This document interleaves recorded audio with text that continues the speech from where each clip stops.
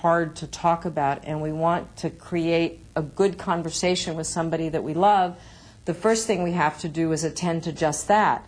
How do I have a good conversation about the topic? One of the mistakes Karen made is she goes storming in there saying, "Mom, you're moving." That's not the way to go.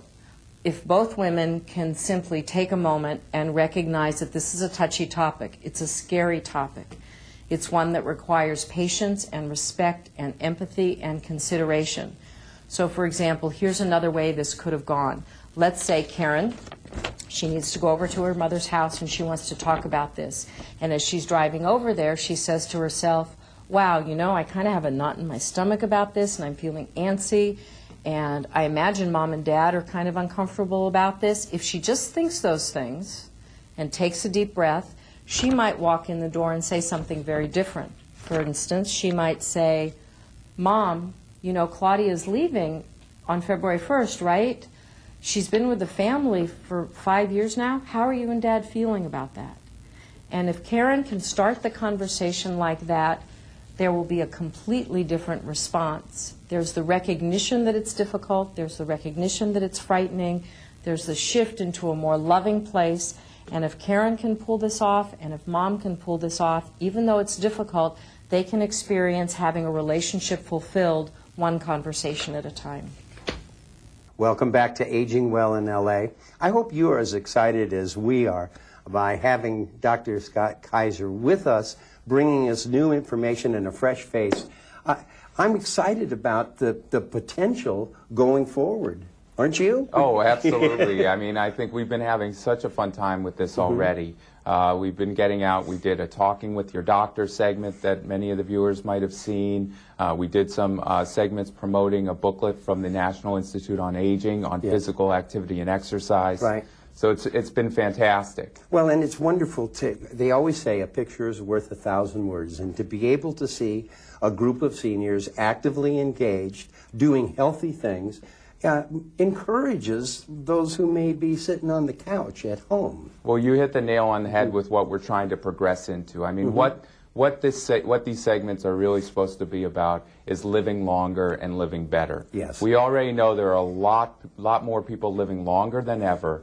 We're really trying to approach the question of how can we live better. Yes. And thanks to the generous support of the Hartford Foundation, we actually have an opportunity now where we really want to shoot some segments directly looking at physical activity and exercise in older adults, because that's an area where there's substantial evidence supporting the benefits in health and quality of life.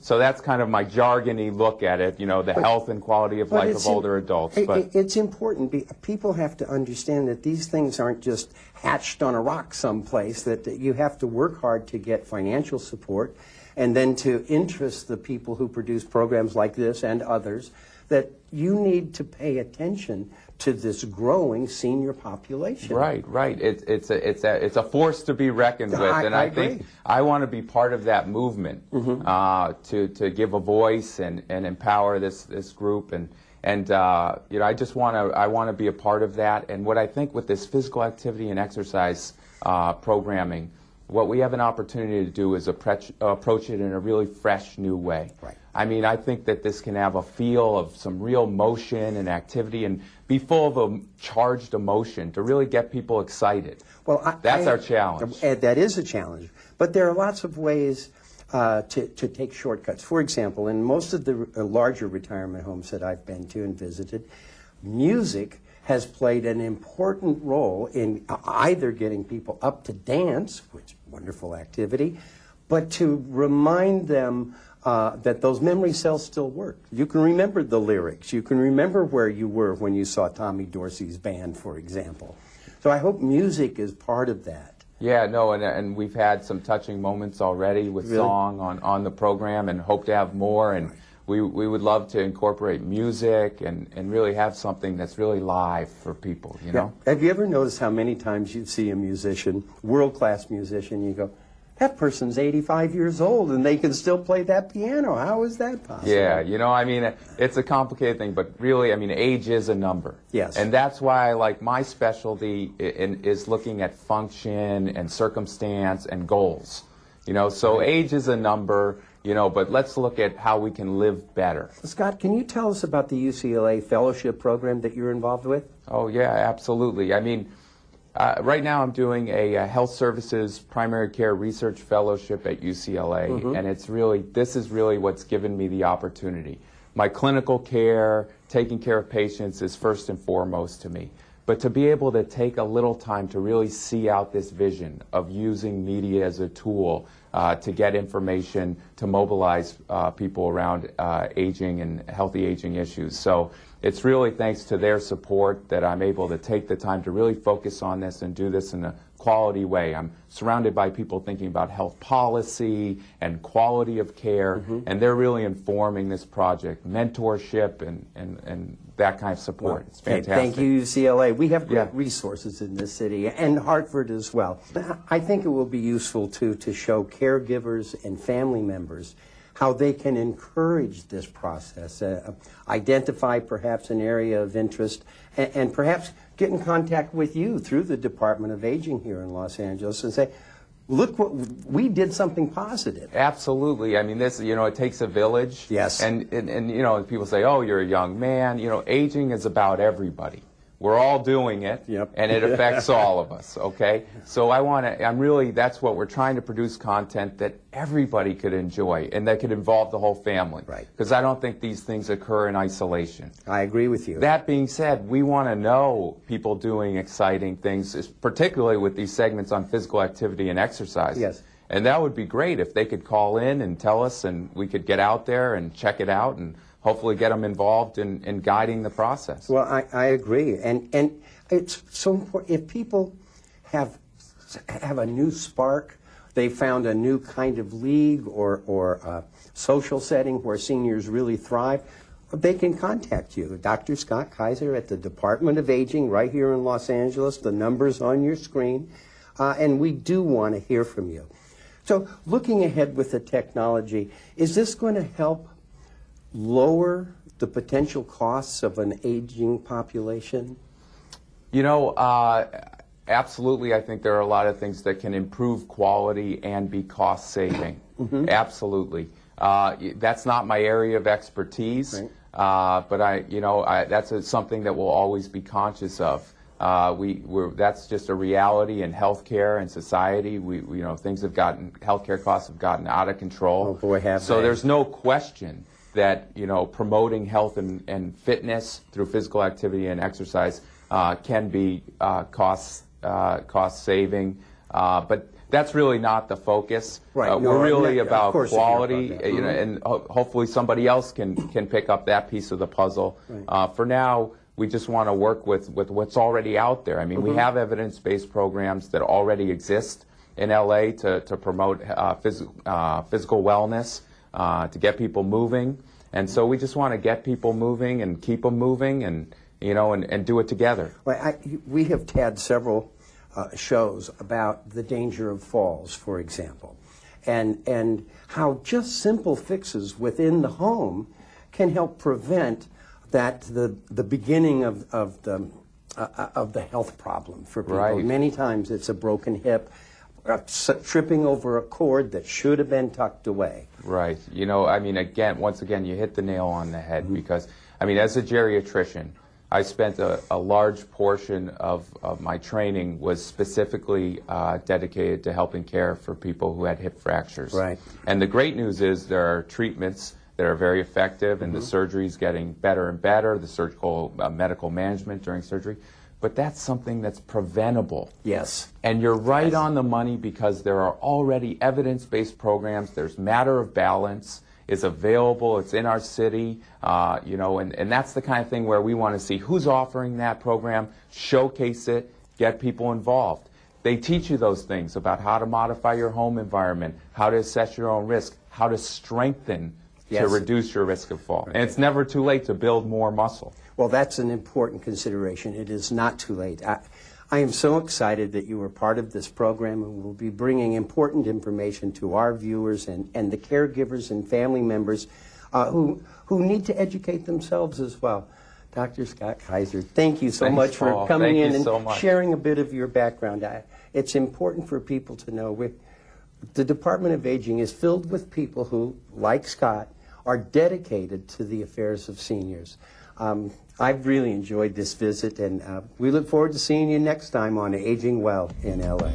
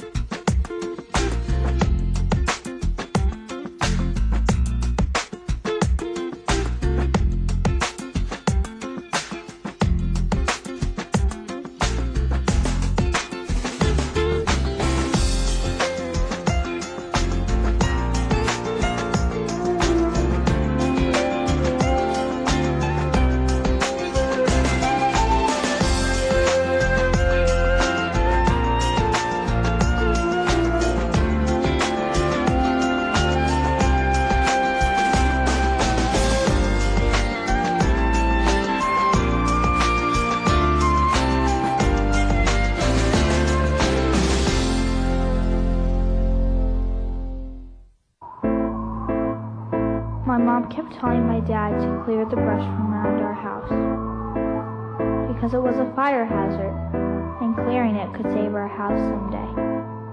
My dad kept saying he would do it someday, someday, someday. Then someday came and it was too late, too late, too late. Don't wait until it's too late. Clear the brush now. Hi, I'm Nina. This is my daughter Miranda, and we live in Silver Lake. We love the cultural diversity of Los Angeles. You're watching LA City View, Channel 35. Our city, our channel.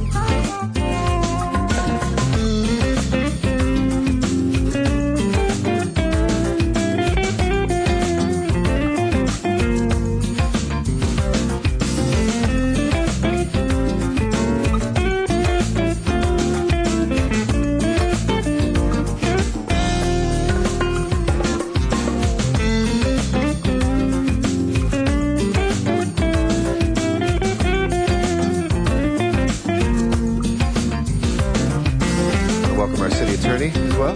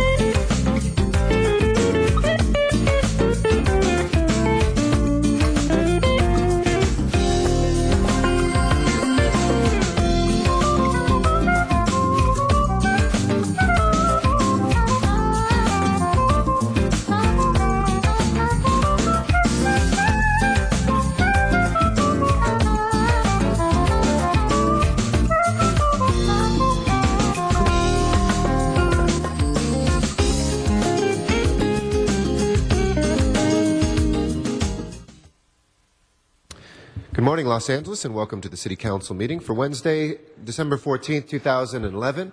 We're here in the John Ferraro Council Chamber, room 340 of City Hall, where we meet every Tuesday, Wednesday, and Friday at 10 a.m. This is our second last meeting before the calendar year. Friday will be our final meeting for the calendar year, though our council offices will be open except for holidays, serving the people of Los Angeles.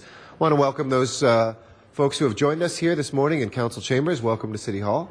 And for those who are also tuning in through Channel 35 on the city's cable system, those who are watching through the internet at lacity.org, those who may be listening through their phones by calling council phone at 213-621-CITY, or those who are watching us from San Pedro or Van Nuys, where you can go and to our council chambers there and either testify or just follow the council meetings remotely from those locations if that's closer to where you live.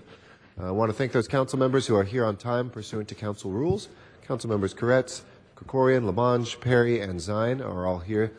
That's just 6 members, unfortunately, and we require 10 or 2/3 of our usually 15-member body to constitute a quorum and to begin our meeting. So while we have 2 excuses on the desk, permitted excuses from council members Englander and Parks, we are waiting the following council members who are now late, if they will please join us as soon as possible.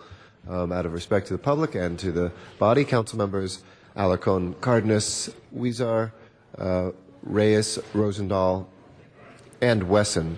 As soon as we have 10 members, we'll begin the council meeting.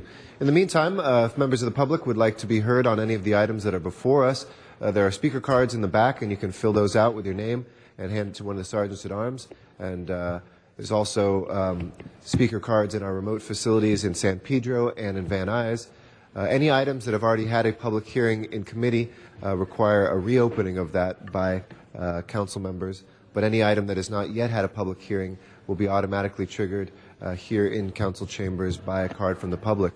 We also have a section of our meeting for general public comment. That's for items that aren't on today's agenda, but nevertheless under the jurisdiction of the City of Los Angeles. And if you are interested in filling out a card to be heard for general public comment, you can do so in the same way.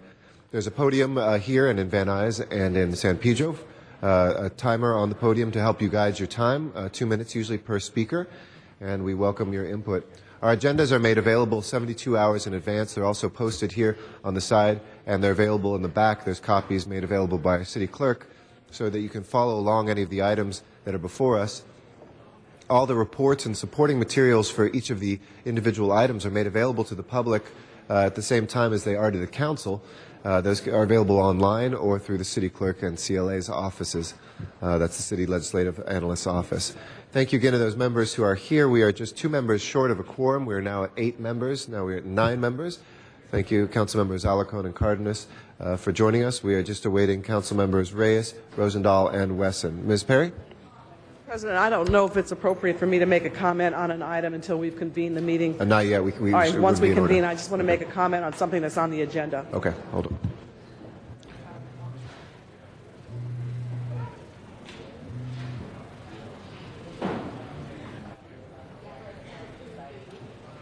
There's Councilmember Reyes, so we have 10 members. Mr. Clerk, will you please call the roll? Hallerkon, Cardenas, Englander, Weezer, Koretska, Corin, Labange, Parks, Perry, Reyes, Rosendahl, Wesson, Zine, Garcetti. 11 members present and a quorum, Mr. President. Thank you. We have 11 members that are here. So the first order of business, please. Approval of the minutes. All right, Mr. Labange moves and Ms. Perry seconds without objection. Those will be approved. Next order of business. Commendatory resolutions for approval. All right, Mr. Zine moves and Mr. Reyes seconds without objection. Those will be approved as well. Next order of business. Oh, sorry, let's run through the agenda, please. Colleagues, we have both the regular agenda and then the special meeting agenda. So we'll take up items first on the regular agenda.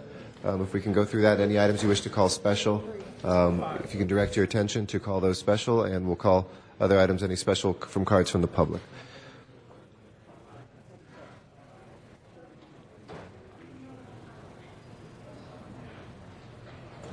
Mr. President, items 1 through 4 are items noticed for public hearing. The Department of Building and Safety requests that item 1 be continued to January 13 and that item 2 be received and filed inasmuch as the order was issued in error.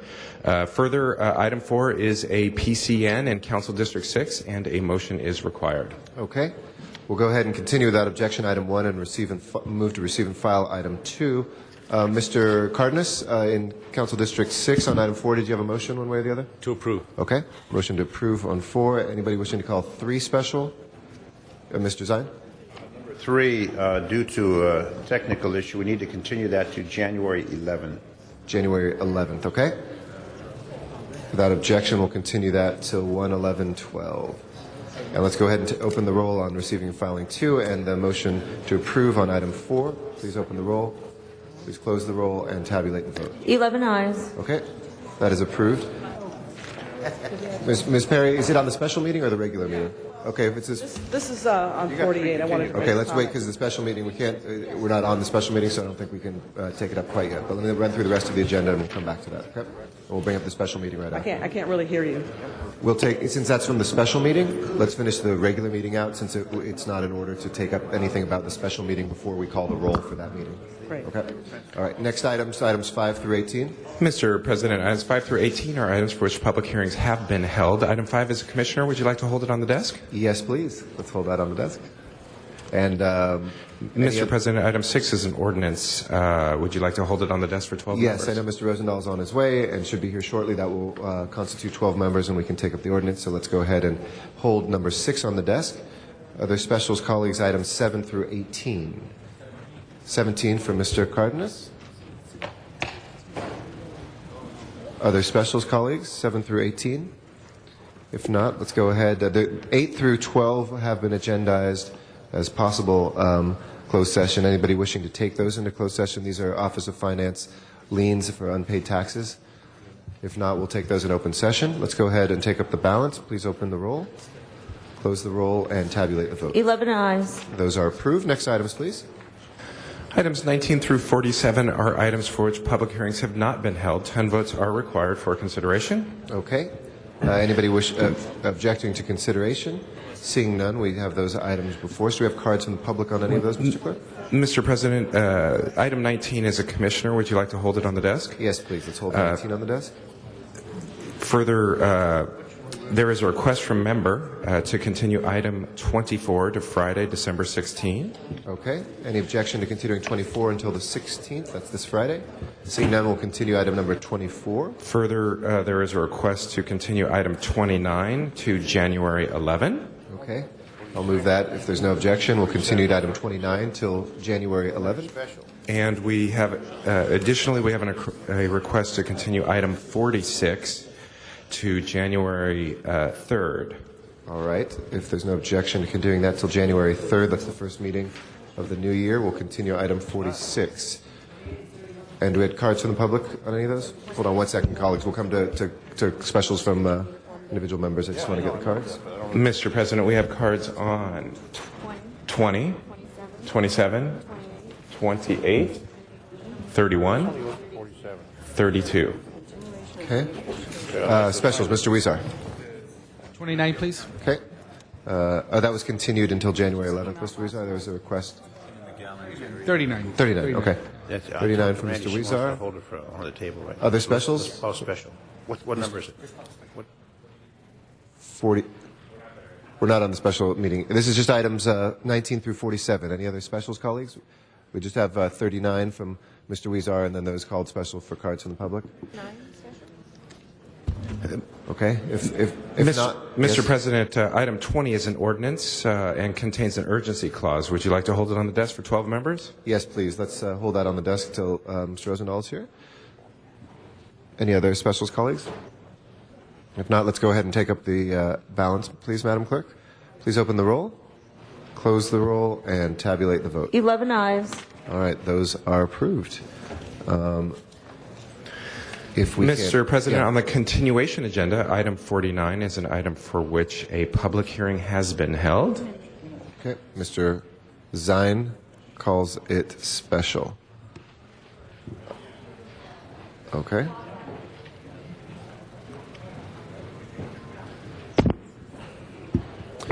Yeah, Ms. Perry?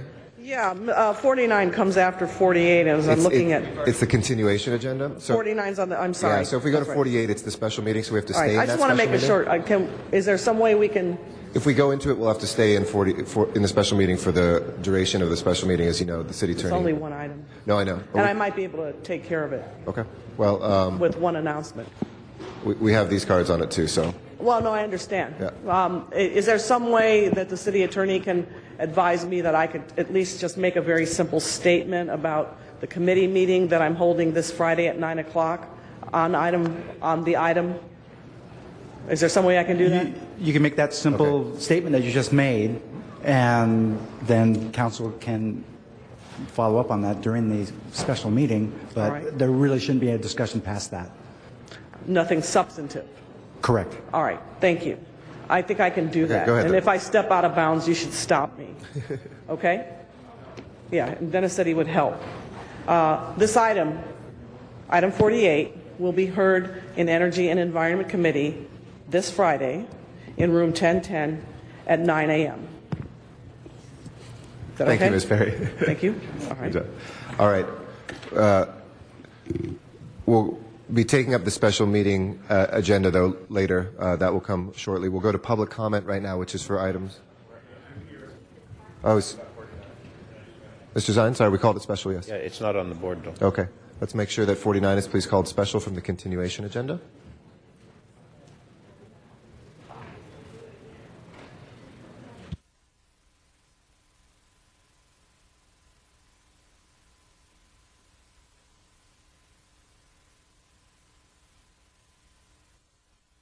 Oh, okay. I was told 32 was special. Let's pull that one out as well for the card from public and or for Mr. Reyes to recuse himself on 32.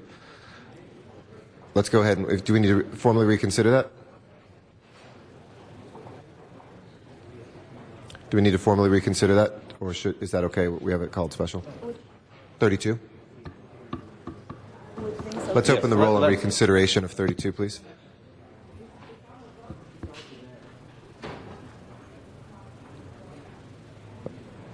Okay, so open the roll, close the roll, and tabulate the vote. 12 ayes. Okay.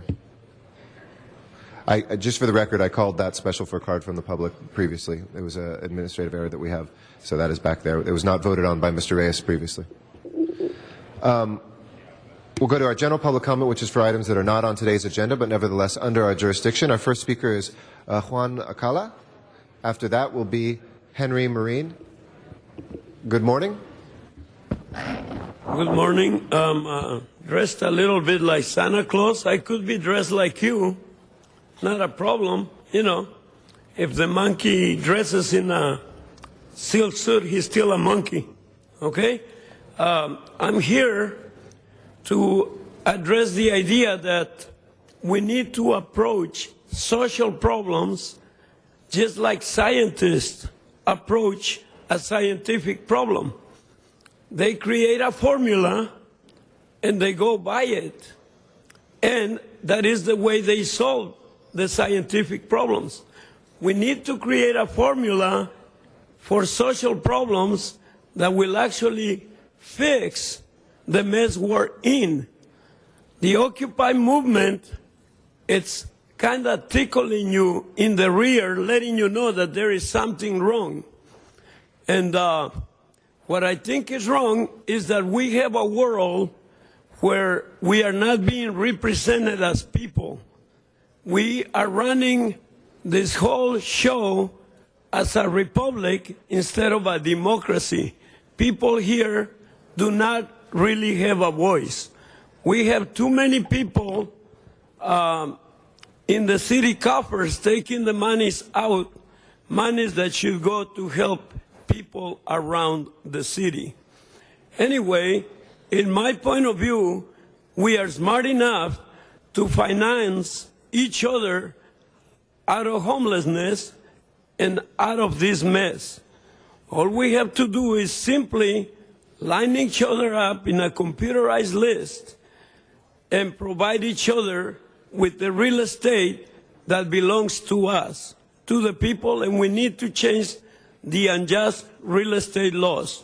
Thank you. Thank you very much. Henry I'll Marine be is back. our next speaker. After Mr. Marine will be Dr. Tom Williams.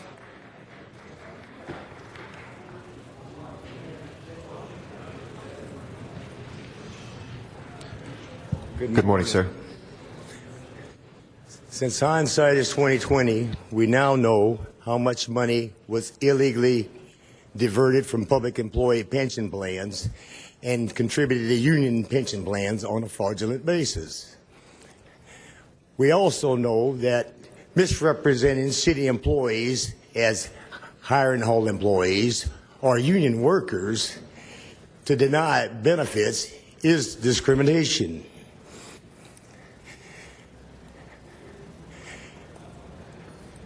Denying employees permanent positions past 1,000 hours is discrimination. Denying workers the prevailing wage rate or some equal to the prevailing wage in wages and benefits is illegal. Since October 26th last year, you were informed of all the reductions agreed by CAO and local unions as being illegal, yet you've done nothing about it. Yesterday, Mr. Zion said to come tell city councilman when you find out that something's wrong or something's inappropriate, money's being misused, come tell you. I've been here for the last 2 years. Nobody wants to talk to me. See you later. You're ignorant by your own choice. Thank you, Mr. Marine. Our next speaker is Dr. Tom Williams. After that will be Arnold Sachs. Good morning, sir. Good morning. Dr. Tom Williams, LA 32 Neighborhood Council, and last night attendee of the CD14 area redistricting hearing. What is redistricting? We don't know. 100 people in 4 or 5 different CDs or hearings were present. 100 out of each council district. 125,000 eligible voters, voting age population. So 100 over 125,000. Why? Outreach? Virtually none. People didn't know until the very last moment. This is a very poor system. Right now they talk about submitting maps, but the map function within the web page of the Redistricting 2011 ain't working yet, and you can't save it. So if you do anything on it, it goes into ether world, never again to be seen. So let's get it going. How about more outreach from the council districts? We don't know. We do know that there are communities of interest.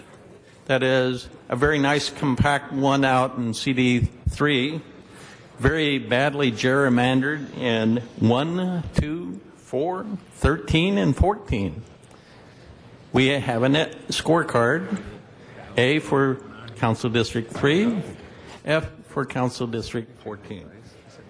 Now, there's also a matter that some districts have more voters than the others. That is, in some districts, you may have as low as 60,000 eligible voters, whereas in others, you have over 150,000 eligible voters.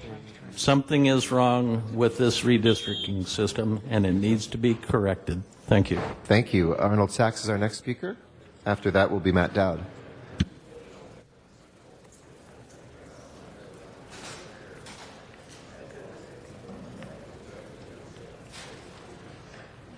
Yes, thank you. Good morning, Arnold Sachs. You know, it's quickly on the announcement made by HJP, Honest Jan Perry, regarding the meeting that was going to be held. I just want to make an announcement about a meeting that's going to be held on 9 o'clock, which means she made the announcement whether it was illegal or not. But on your agenda it says, items for which public hearing have been held, item 48. Well, if the meeting is going to, the agenda item is going to be held on Friday, then public hearing hasn't been held. So why would it be a special council meeting if there's no hearing on the agendized item? That being said, this article on Saturday regarding the park that became a school is so outrageous, it boggles the mind. It says in the article that the district wrote a letter to DWP that didn't respond because DWP no longer owned the property. And maybe it's because it was transferred to the City Parks Department. Well, wouldn't that be agendized? Wouldn't the Department of Water Power Commissioners agendize that item? Here, Los Angeles city-owned property located, it says a resolution for a lease for Los Angeles city-owned property, 8/19/11. Here's one, 10/26/11. Sale of an easement to the city of Bishop. Here's another one. Sale of an easement to Caltrans, 10/26. Here's another one. Sale of an easement to the California Department of Transportation, 10/26. $800,000 park, 10 blocks away from the farm property, the property that was the people were farming at, and nobody knew what the hell was going on. It is so freaking outrageous. Here's a suggestion.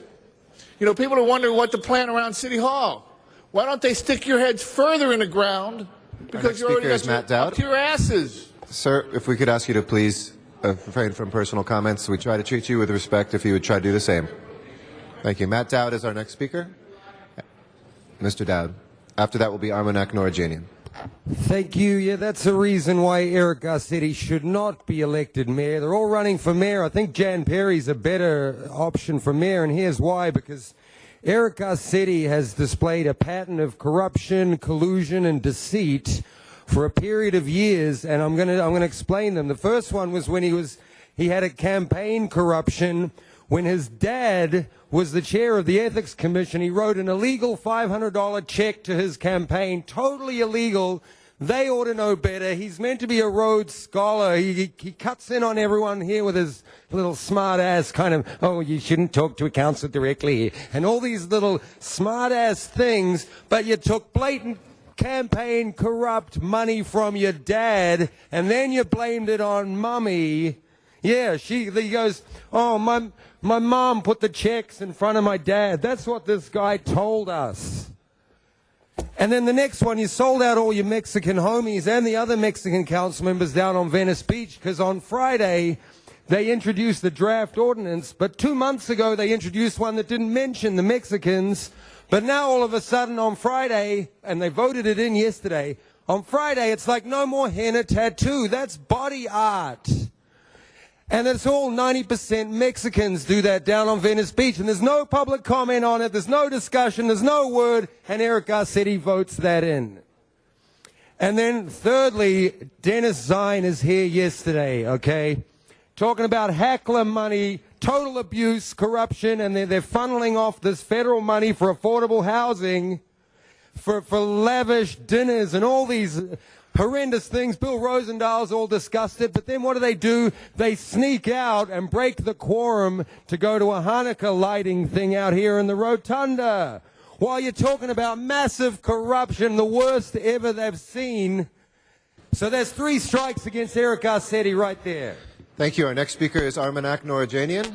He'll be our next speaker. If I could just remind folks, we can hear you better if you're a little further away from the microphone. It doesn't damage our speakers much. Mr. Zain, just before you speak, Mr. Norajanian, hold on one second. Mr. Zain, if I could just make a correction that while the menorah was being lit yesterday, we never lost the quorum.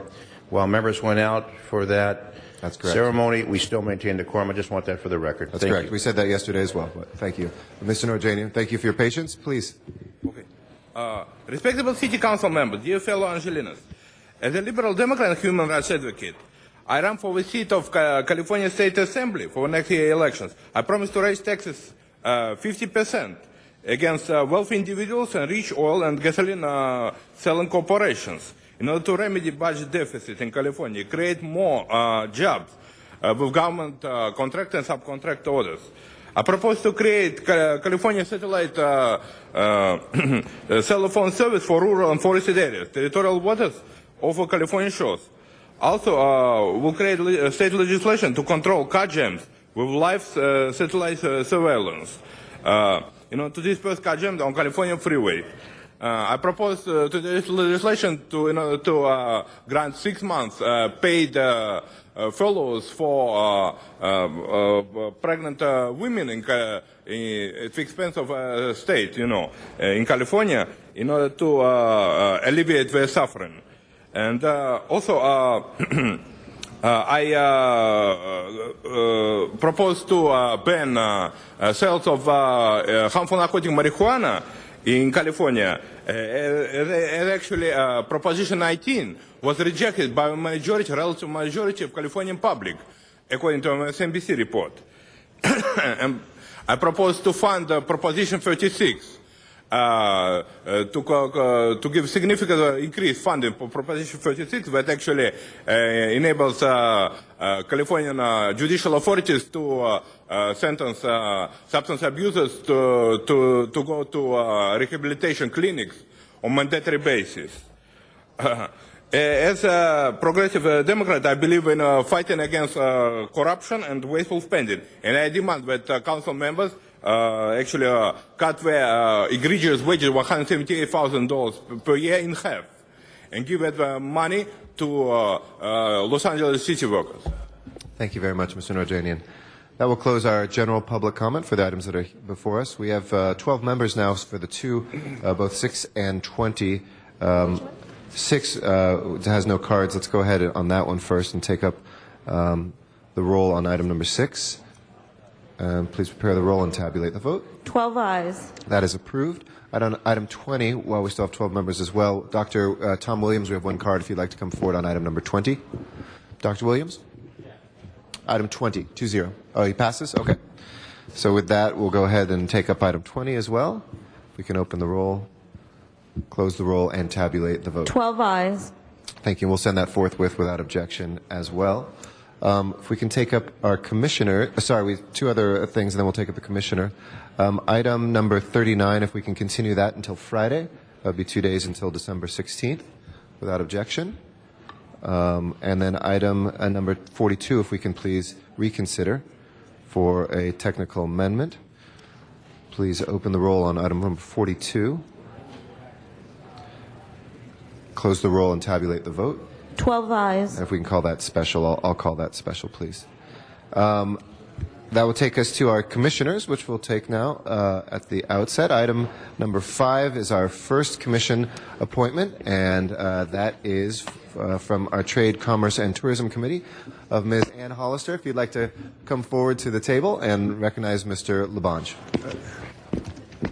Thank you very much, and good morning, Mr. President, members and the public. We have before us a great nominee by Mayor Villaraigosa for the Airport Commission, someone of your resume which makes me feel so connected to you as you work with the Conservation Corps. That's a very interesting and committed group of people who help young people in a way that gives them a step up in their development process. But that is a highlight of many years of community activism and in business, also in politics.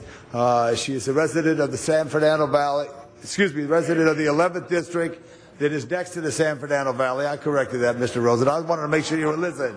Just an old trick, Bill. A resident of the great 11th District and has the ear of people, knows how to listen and make the right decision. So I present Ann Hollister as the nominee and ask for an aye vote. Thank you, Mr. President. Thank you, Ann. Thank you so much, Councilman. Thank you. Thank you, Mr. Koretz. Oh, I just wanted to say that Ann Hollister has been a friend of mine for many, many years. She has an incredible resume, and she'll be a terrific choice for this. I look forward to working with her in this capacity. Thank you, Councilman. So thank you for being willing to put your many years of experience to work for this particular commission. Thank you, Councilman. Thank you. Mr. Rosendahl. Yes, thank you, Mr. President. Good morning. Good morning. First of all, I want to thank you for stepping up to the plate to serve the city in this capacity. Mr.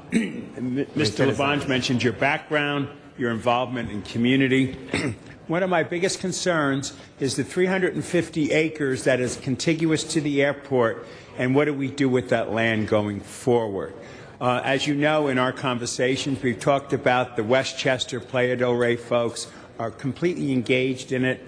Lisa Tripolelli, who is an incredible planner, is helping put it all together. I'd like to know your thoughts of how you will work with the community and with the airport people on that major project. Thank you, Councilman. I know that EIR will be available to the public late spring, is my understanding from meeting with the mayor's staff and the airport staff. And I don't pretend at this point to know exactly what it will say or what the issues arising from it will be. But what I think I can bring to this process is I've had a long career both as a political staff person and also as an active board member on many boards in the city where it's constituent politics, retail politics, so to speak, where you go and listen to the constituents, which I know in this case are yours, explain what it is that's important for the city and the Airport Commission. And I think that them listening to us and us listening to them is just the most important thing that can follow the release of the EIR. And I really hope to have the opportunity to play a role in that process. It's something I have truly enjoyed doing for 20 plus years. And that's what I love, because people come first, community comes first, and we're saying LAX, modernize it, yes, expand it, no. There are 5 green-lighted projects. We're just about almost down the road there with the Tom Bradley terminal. It'll be finished at 12/12/12. It's costing us $1.5 billion. We got almost $1 billion in it. We just did the power plant there. We want to get the Green Line and a people mover, a midfield terminal, and a consolidated rental facility over time. And your leadership with the community will be critical. Community is very focused on that airport, but with your skills of working with people, I think that will be a tremendous asset to all of us. So God bless you for stepping up to the plate. Happy holidays, and I look forward to working with you on that commission. Thank you, Mr. President. Thank you so much, Councilman. I look forward to working with you in your office. Thank you. Thank you very much, and I want to add my congratulations and fond wishes as well. Ann Hollister, somebody I've also known for many, many years, and is an extraordinary Angelino. I think your intelligence, your experience, and just being somebody who knows that our airport is making big strides but has so much further to go will be an amazing asset to the city. So thank you for volunteering. It's one of the toughest commissions to serve on, and we very much look forward to confirming you. So, thank you, Councilman. It's an honor to appear in one of your last meetings. Thank you. Appreciate it. So let's go ahead and take the vote and make this official. Please open the roll, close the roll, and tabulate the vote. 12 ayes. Congratulations. A round of applause for our commissioner. Thank you. We have one other commissioner left, which is item number 19. If we can ask Mr. Christopher Cameron to come forward. And we do have a card we'll take before anything else, so just sit tight there, Mr. Cameron. We'll hear the card from the public. Matt Dowd, if you'd like to come forward on item number 19. After Mr. Dowd, we'll recognize Mr. Koretz, the chair of our Personnel Committee.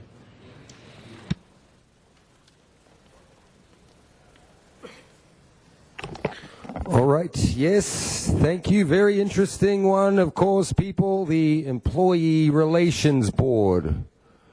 Now, you're going to be pretty busy, I would imagine, because, there's been a lot of shuffling of staff levels and management, and you've got this corruption allegations in these city departments under investigation, people getting fired, people getting unnecessarily or unreasonably high termination packages, we find out. So, the Employee Relations Board, you're going to have to deal with the corruption, and we heard yesterday from the second in charge of Hackler how he was kind of under pressure from his senior officer not to reveal the corruption, and that creates employee tension. Of course it does, because it's just like Penn State. You see your boss involved in a rape or whatever it is. But it's your boss. So it's a tough gig. And I'm glad you're doing it and not me. But that's what I want you to look out for. There's a lot of pressure in the city. And that's why we find out about it first, because there's whistleblowers. And they contact us because we're the freedom fighters. That's how we get the inside info. And that's why you see it on blogs, Hackler under investigation, and all these other things that come out. It's because of the disgruntled employees in the city of Los Angeles, and there's thousands of them. Not to mention all the ones that you fired because you lost all the money, because you appointed guys who weren't any good at what you were appointing them. They were shills to funnel money out of the city and away from the taxpayers. And it's very important stuff. It really goes to the core of the problems in this city, which is the corruption, which starts at the top. I'll close our general public comment on this item. Mr. Koretz, as the chair of the committee. Well, thank you, Mr. President. Colleagues, it's my pleasure to introduce you to Chris Cameron, whom the mayor has recommended for appointment to the Employee Relations Board, and who is highly qualified for this position. Chris graduated from UCLA and from Harvard Law School. He practiced labor law here in Los Angeles before joining the faculty at Southwestern Law School, where he specializes in labor law. He's previously served as a mediator or arbitrator for the city's Civil Service Commission and the Employee Relations Board, as well as for many other local governments. And I know that Chris is looking forward to giving back to the community by taking on this position. I am convinced he'll be an excellent commissioner, and that with his level of experience, we'll be very lucky to have his service in this position. So I would ask for your aye vote for this recommendation. Thank you. Mr. Cameron, would you like to add any words? It's an honor to serve. I love this city. I've worked and practiced in Los Angeles my whole life, and I would be more than happy to give back by being a member, doing the important work of the Employee Relations Board. Thank you for your service. Appreciate it. With that, there's no other speakers on the queue, so let's take a vote on the nomination. Please open the roll, close the roll, and tabulate the vote. 12 ayes. It's approved. Congratulations. Thank you. We have now before us item actually 49 has been requested out of order. Mr. Zine, and I'd like to speak first. Mr. Zine. Thank you. On this matter, it's been continued quite a period of time, and it's been continued for negotiations to be worked out. And I'm happy to report that through the efforts of Councilman Cardenas and ITA folks and the City Attorney's Office, the matter has been worked out. So there's no need to have a closed session or a long debate. I just want to acknowledge Councilman Cardenas for his hard work and his staff and the other folks that came together to bring this to final completion. And there's going to be a slight amendment that Mr. Cardenas is going to read into the record. And I just wanted to publicly acknowledge the fact is we've continued this for a period of time to work out all the details. They have been worked out, an acknowledgement to Councilmember Cardenas and his staff and ITA and all the folks that worked together to bring this to a satisfactory conclusion for all. So, Mr. Cardenas, again, congratulations and thank you. Thank you, Mr. Cardenas. Thank you, Mr. President. I appreciate Councilmember Zine for his diligence and working on this issue as well, and making sure that we keep it before the public as we should. So I would like to do at this time, members, is make an oral motion amendment to this, to what's before us. I move that the recommendation number 2 in the CAO and CLA's report on item 49 on today's council continuation agenda be amended to read as follows. Authorize the General Manager of Information Technology Agency to execute the proposed Second Amendment to contract number C-116359 between the City and Computer Sciences Corporation, CSC, for the SaaS email and collaboration solution substantially in the form presented in the attachment to this report, or as 2 documents comprised of the amendment between the City and CSC and an addendum among the City, CSC, and CSC subcontractor Google addressing Google's obligations and subject to the review and approval of the City Attorney as to form and legality. Thank you. Thank you very much. Our next speaker is Councilman Garcetti. Thank you, Mr. President. Thank you, Mr. Zine and Mr. Cardenas, for working this forward. I don't want to beat a dead horse, but it's important to pause for one moment, which is I want to thank both Google and CSC who have worked through. This is, when we first voted on this contract, this was going to be uncharted territory, a way of reducing our costs, a way of moving some of our email services into the cloud, which is meaning in remote services. But it's been something in which we've always known a few of the elements would be brand new. The security issues with LAPD, and time again, both Google and CSC have stepped up. They've actually paid out of pocket to continue our ability to use the old system for longer than originally anticipated. And I always said there was going to be an advantage of being an early adopter to this. Being one of the first cities in the country to do this comprehensively has really pushed our federal government. Mr. Smith, when he was serving here, and myself and others have gone to Washington, D.C. to work with the FBI, to work on what the security protocols would be for email that isn't held in servers right here. And I just want to thank the hard work of those companies, our ITA, the CLA especially, who's worked quite a bit on this, and Mr. Cardenas and Mr. Zine. This is the most important thing that's been lost sometimes in this discussion is the money that we've saved doing this. And the millions of dollars that we are saving by moving forward with this, it means that we can preserve millions of dollars of services, whether that's, paving our streets, keeping our libraries open, making sure that we have recreation and parks department that is vital to our city. That is why we have looked at reducing costs, and I hope this is a template for other things that we can increasingly move to the cloud to be able to keep those services very strong, but at the same time really protecting the core services we do as a city of Los Angeles. Thank you. Okay, thank you, Councilman Zine. One more person I want to acknowledge was Randy Levin, our IT general manager, and her crew and her staff. Miguel, thank you for the work that's been done by the city family. I didn't want to neglect you folks for the hard work you've been going through on this. Jerry Miller, I think you did something too. So congratulations to all. Thank you.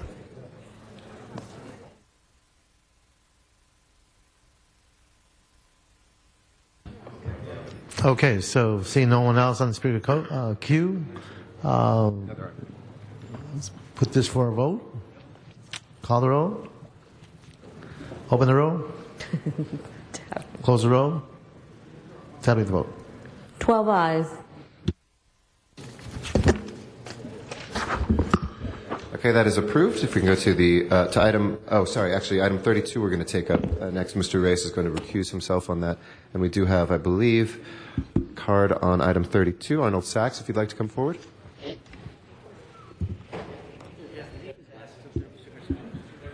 Yes? Oh, yeah, before you go, yes, Mr. Reyes, as Mr. Sachs is coming up. Just for the record, out of abundance of caution, I am recusing myself on advice of the city attorney because this matter concerns my appointment. So the going authority and authority board members are authorized to receive per diem or stipend. So I'll be stepping down. All right. So Mr. Reyes will not be voting on himself, but we'll vote. We'll vote on you nevertheless. Mr. Sachs, some public comment on item 32. Yes, thank you. And I certainly appreciate the fact that it was done for the record. The fact that Councilman Reyes had recused himself about this discussion of the Metro Gold Line Foothill Extension Construction Authority. So, here we are, same old question. Mr. City Attorney, can you give an opinion? If the state legislation just passed in October the change to the original legislation that was passed in 2002 regarding the Blue Line Construction Authority, the new legislation allows the use of the phrasing Gold Line Construction Authority, then what the hell were the meetings in 2010 regarding the Gold Line Construction Authority?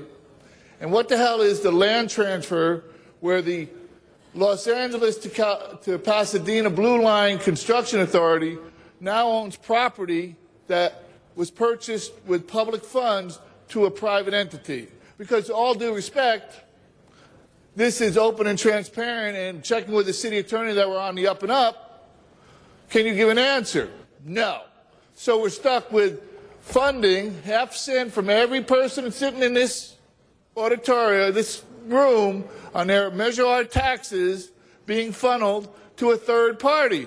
There is no connection to the Blue Line Construction Authority, no connection to the Gold Line Construction Authority, the Foothill Construction Authority, more aliases than any crook in any penitentiary has ever used for this construction authority, but nobody's paying attention here because we all know the answer. The answer is you're corrupt. MTA is corrupt, and there's a meeting on Thursday, but we don't have the answer. But it's on the up and up. And so Mr. Reyes is being reappointed to a position that he was filling without it actually being a legal position. Thank you very much. Thank you, Mr. Sachs. Let's go ahead and open the roll on the vote for item number 32. Close the roll and tabulate the vote. 11 ayes. Okay, that is approved. Next, we'll go up to item 17. Mr. Cardenas? Thank you very much, Mr. President. I just wanted to thank my colleague, Mitch Englander, for co-presenting this with me. It basically surrounds the issue of the Van Nuys Airport, which is perhaps the busiest general aviation airport in the world. But at the crux of what we're trying to do here is make sure that LAWA invests some more time and energy into communicating better with the community, communicating with us, the legislative body, and also the entire community of Los Angeles, as this is an asset that belongs to all Angelinos. Yet at the same time, it has a greater effect on the surrounding community in Van Nuys than any other community in LA. So what we're asking LAWA to do here is to go ahead and get back to us with some very well vetted options on how we can increase communication with the community, how we can increase better management at that facility, and also make that facility run better and better every day. We do have a lot of efforts. LAWA is a very, very important organization with several airports that they're in charge of, including LAX. Yet at the same time, with the busiest general aviation airport in the world being an asset of the community of Los Angeles, I think it's important that we actually maximize our ability to manage it and certainly communicate better with the community surrounding it. So with that, I ask for your support. Thank you, Mr. Cardenas. Let's go ahead and prepare the roll on. Sorry, Mr. Rosendahl. Excuse me. I'm sorry. Thank you. First of all, I want to thank Mr. Cardenas for his leadership. He does represent the area around it, and I look forward, and I'll be candid about it, when you're in the House of Representatives to provide the national leadership we need to deal with our airports. I think you will bring that kind of vigor to Washington, and that will impact us dramatically here in the Southland. I look forward to that. I'd like to have Mark Adams come up and make some comments. I have concerns about LAWA myself, not only Van Nuys and how it is run, but also Ontario and how it's run. I'd like you to comment on our motion, give us an update of what we're doing in Van Nuys and your sensibilities as how we can improve it. Thank you. Mark Adams, Los Angeles World Airports. We've taken a lot of strides in the last few years to improve our relations with tenants and the community, I think, in Van Nuys, but I think there's always room to improve. I think the motion that we have in front of us gives us an idea of what the council would like in terms of feedback. We will take the suggestions in the motion, look at those, present them to our board sometime next year early, and then come back to you within the 120 days that the motion requests that we report back to you about what our thoughts are relative to the various suggestions that are made in that motion as potential ways to improve the the management and the communications there at Van Nuys. I appreciate that, and I'd like you also to do an outreach to the community groups. In particular, there's a gentleman named Wayne Williams who's been a major organizer of concerns of neighbors there. They have a community group, and I think it would be important for LAWA to sit down with the community folks, get their input, because they're on the same wavelength as Councilman Cardin is. Yeah, I'd point out that we do have our Citizens Advisory Council out there at Van Nuys, and Mr. Williams is one of the members of that council. Right. And that I believe there's about 18 other members on that council appointed by various council members, the mayor and the airport commission. And I think we would most likely vet this report through them at the same time we bring it down here. Terrific, because their opinions and their insights and sensibilities are very important to us. Thank you. Thank you very much. Thank you, Mr. President. Thank you, Mr. Rosendahl. Mr. Labange. The commission ever meet in Van Nuys From time to time, yes. when there's a number of issues on? Yeah. Traditionally, it's been about once a year. Mm-hmm. That could change, obviously, but it's been about once a year. If it's like twice a year or whatever it is. Thank you so much. Thank you. Let's go ahead and prepare the roll on this item and tabulate the vote. 12 ayes. 17 is approved. Thank you. Appreciate it. Item 27 is called special for a card from the public. Mr. Sachs, if you'd like to come forward on that, and then Matt Dowd will follow.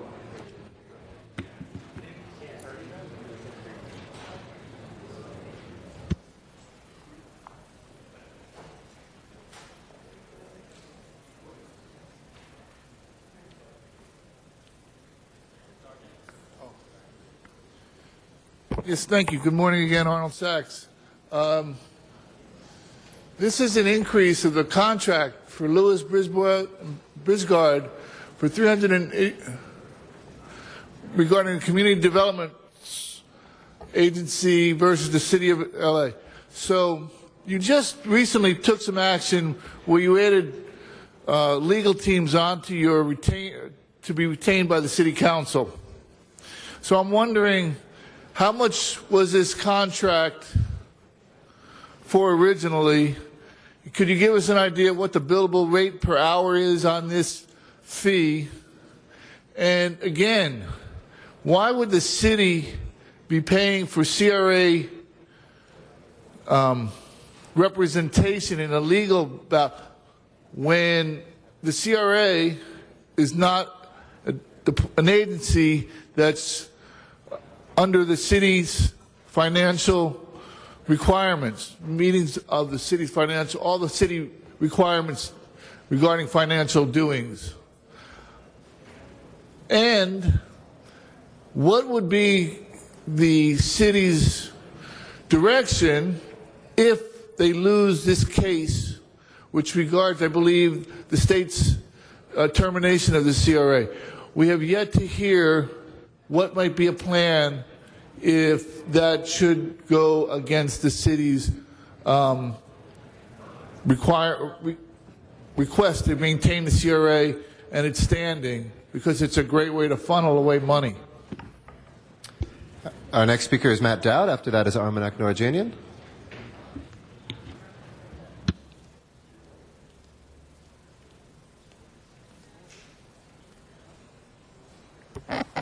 All right. Thank you. Yeah, no fiscal impact to the city's general fund.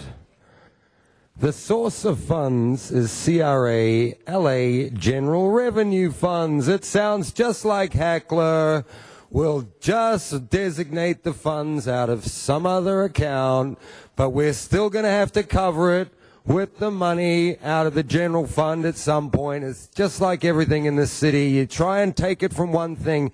See, here's the problem with the CRA and all of this business with the outside attorneys. And I hope Richard Alarcon is listening, because I'm talking about attorneys. He's got a 99% thing on the front of his thing, and I wish I could write guilty underneath that. So here's the problem. They say, I want to ban the use of the word funneling money, because everyone comes up, oh, they're funneling money out of the city, but the funnel implies it's a big opening and it comes down to a little opening and it comes out slower. But that's not the way it is. They're siphoning money out of the city, trucking it. They're trucking it out, and the attorneys come in here, they've got him on Venice Beach. You could have settled that case, but no, there's another 100,000 right there. Let's increase the CRA by 340,000 for their legal defense. So they're right. It's just corruption central, and the two-faced hypocrisy around here is just insanity. You got the city attorney up here, and all he does is try to squelch the public comment. They try to introduce these rules, and it's so they can continue the corruption. And the CRA has been central to this too. And they're not funneling their money when they buy those properties. No, they're trucking it out millions at a time to the cronies of Tom LaBonge and all these people who are in on this property development CRA scam. Our next speaker is Armanek Noorjanian.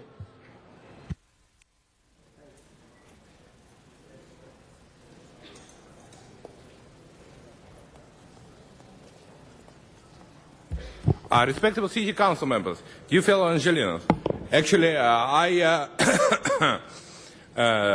want to speak against item 27, and I want with item 27 to be struck down, as it is very reactionary kind of legislation. It's kind of purchase order increase of $348,000. For the company of lawyers Lewis, Bisgard and Smith, is actually it's a rip-off. It's a rip-off. It's a corrupt action. It's a kind of outrageous sum of money being given to lawyers for their services. And I believe this kind of money, reward money, should be reduced, maybe 10 times or something like that. Because the city cannot afford, to pay egregious sum of money to some crooks, some crooked lawyers, for no reason. It's being called bilking, it's a rip-off, it's money laundering, and it's subject to federal prosecution, And there is enough federal laws to get those federal offenders behind bars, and put them away for a long time. And I believe that city council members should take themselves, keep in their minds that they can actually not immune to federal prosecution and will be subject to indictments if they keep, bilking the city out of money, because federal authorities may come up with charges of money laundering, and as city council members decided to become wealthy at the expense of homeowners, they actually will be the ones who will pay the ultimate price. So I just admonish them, city council members, to stop bilking the city. Thank you. We have no council members wishing to be heard on this item, so let's go ahead and prepare the roll and tabulate the vote. 12 ayes. That is approved. Item number 28, we have two cards from the public as well, Dr. Tom Williams and then Donald Kronos.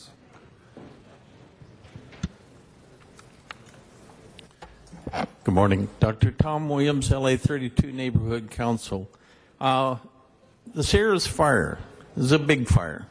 However, now we're dealing with the repercussions of lack of prevention. But in this particular bill, ordinance, it authorizes the controller to do some things.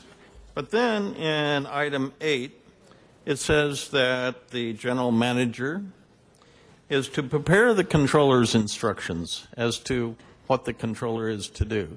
I'd highly recommend that the controller establish their own instructions as to what they will do and remove this section from this particular item. I would also recommend that the controller prepare an audit at the end of the project as to how the money is spent, what 501c3s have been involved in it, and how money has been passed between the city, any 501c3s, the consultants, and the recipients of these loans and such. So, also, there were a few neighborhood councils involved in this mess out there, And it would be wise to include them as perhaps a community advisory group. So there needs to be some revisions made of this, especially based upon yesterday's discussion of HACLA. Thank you. Thank you. Donald Kronos is next. Is Donald Kronos here? Mr. Kronos? Would you like to come forward, Mr. Kronos? It's okay, you don't have to run. We'll wait for you. Item 28. Good morning. Okay. Being from Upper Michigan myself originally, I have an interesting concept of what disaster is. I've also lived in Hawaii, and I lived through Hurricane Iniki, and I did a lot of work on disaster recovery there. Also, I've volunteered for disaster recovery work in a lot of other areas. And an interesting thing to note is that, for example, in Upper Michigan, every single winter, people have damage that comes from the snow sitting on their roofs and things like that. It doesn't come all at once. There are kinds of disasters that don't generally get categorized as disasters. And I simply wanted to point out that if there was a provision in this for, like, basically other other kinds of disasters or other things that fit the same general category. And I just wanted to point out that I personally think it would be worth considering in that the number of homeless people that we have in this area, the people that are living out on the streets on Wall Street, Los Angeles, San Pedro, Los Angeles, basically living in what looks like a dump yard. Occupy Los Angeles had gotten most of that cleaned up. Unfortunately, their fort had been taken down, and it's pretty much back the way it was. So if some of this money could somehow be spent to help get these people a place to live, help them become productive members of society.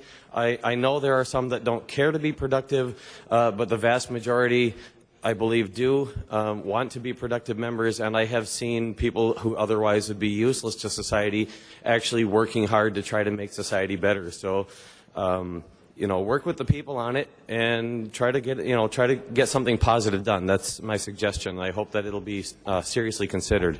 Thank you. Thank you. Armanek Norjanian is our last speaker on this item.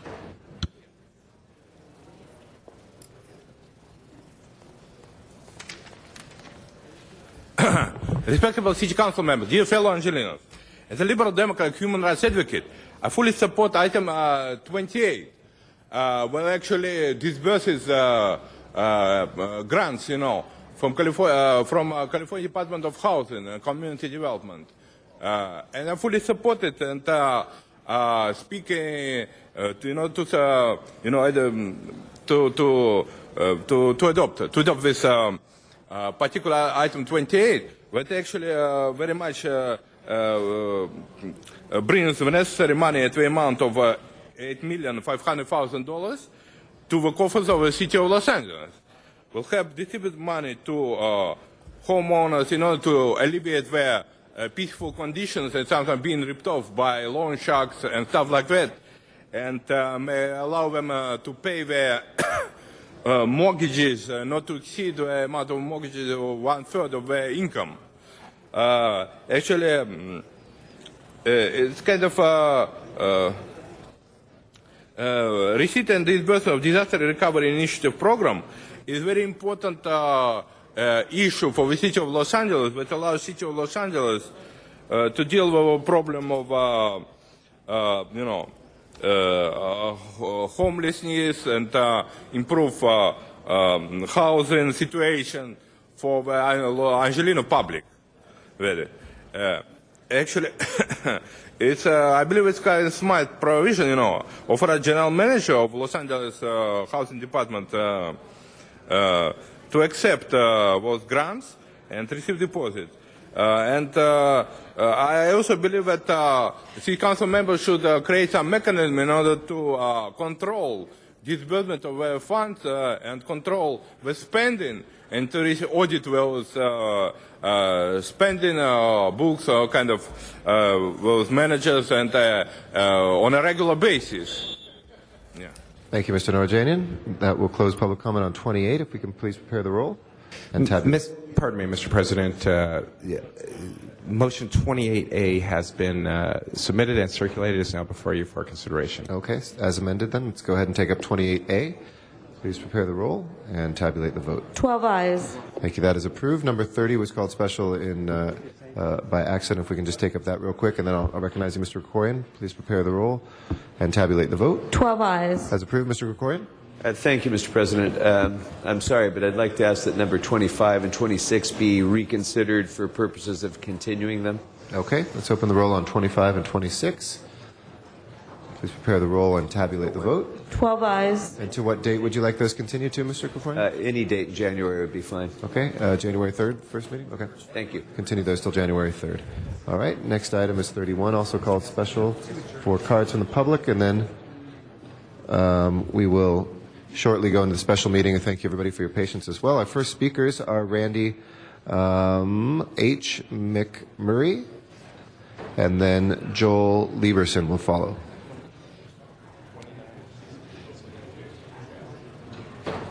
Sorry. Yeah, 31.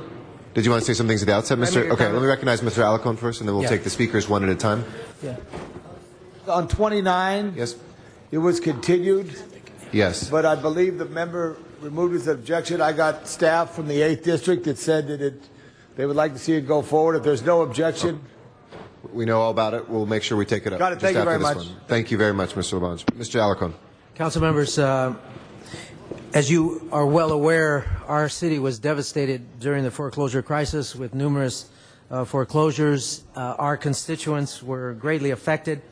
And we received a letter from the Cochran firm stating that they would like to explore the feasibility of us taking a position against those banks that might have been complicitous in illegally foreclosing on homes in our communities.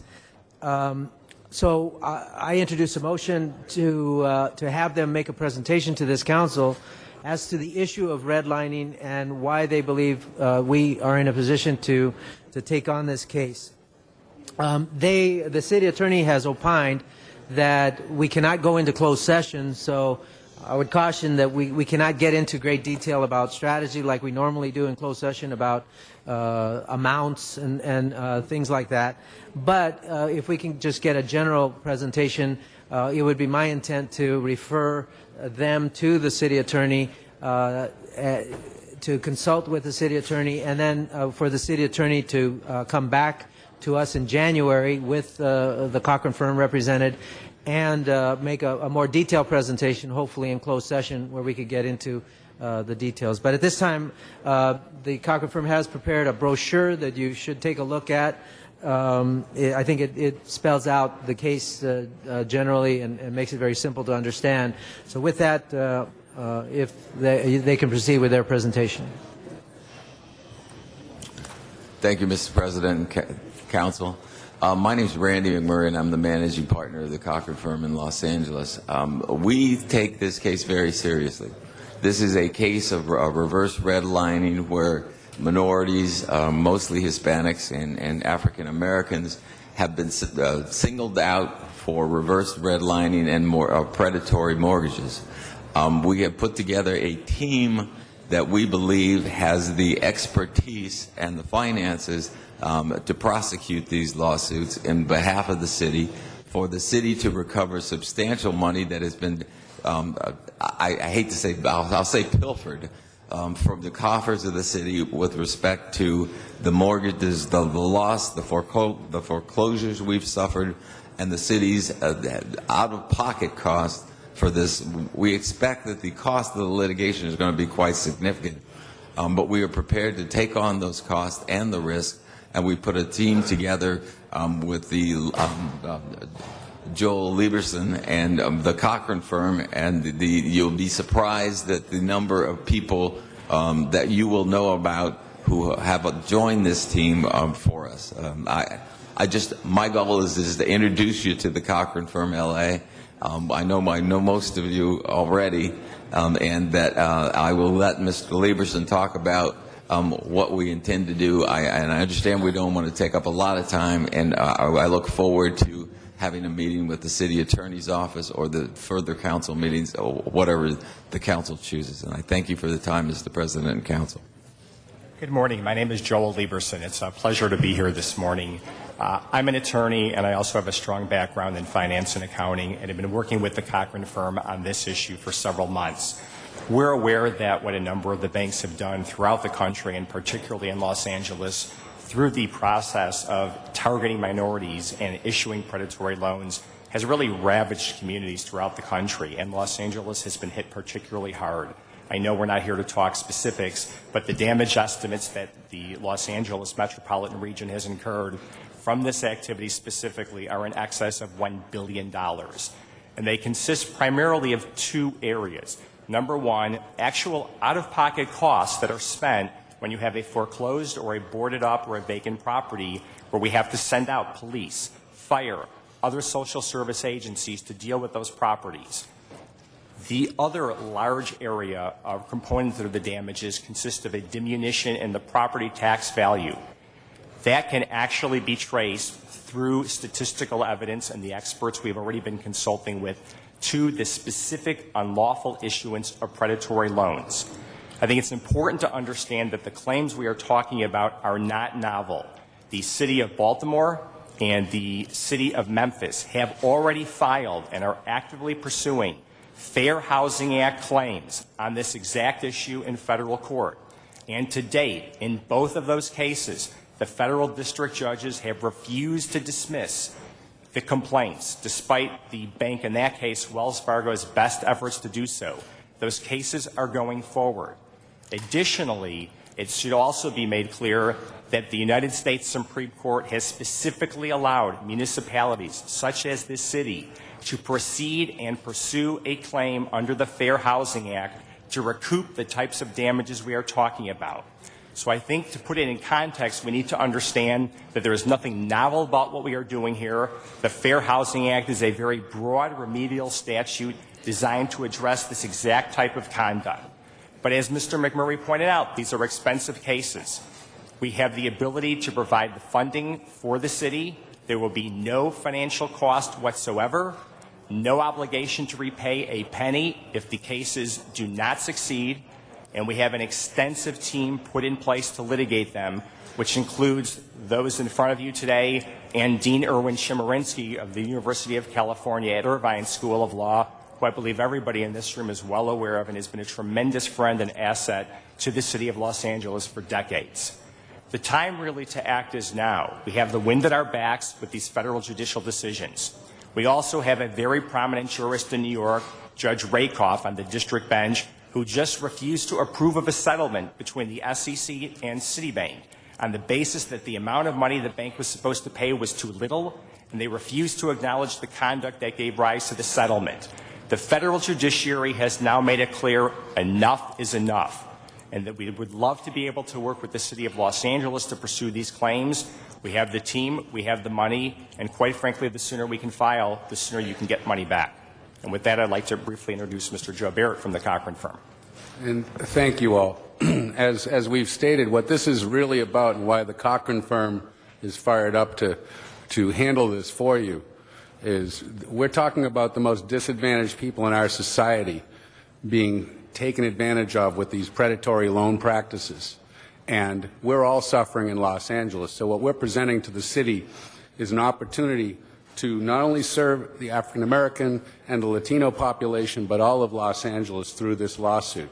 And what we're talking about is doing it on a contingency fee, putting in the resources, having the expertise, having a game plan, knowing where we're going with it.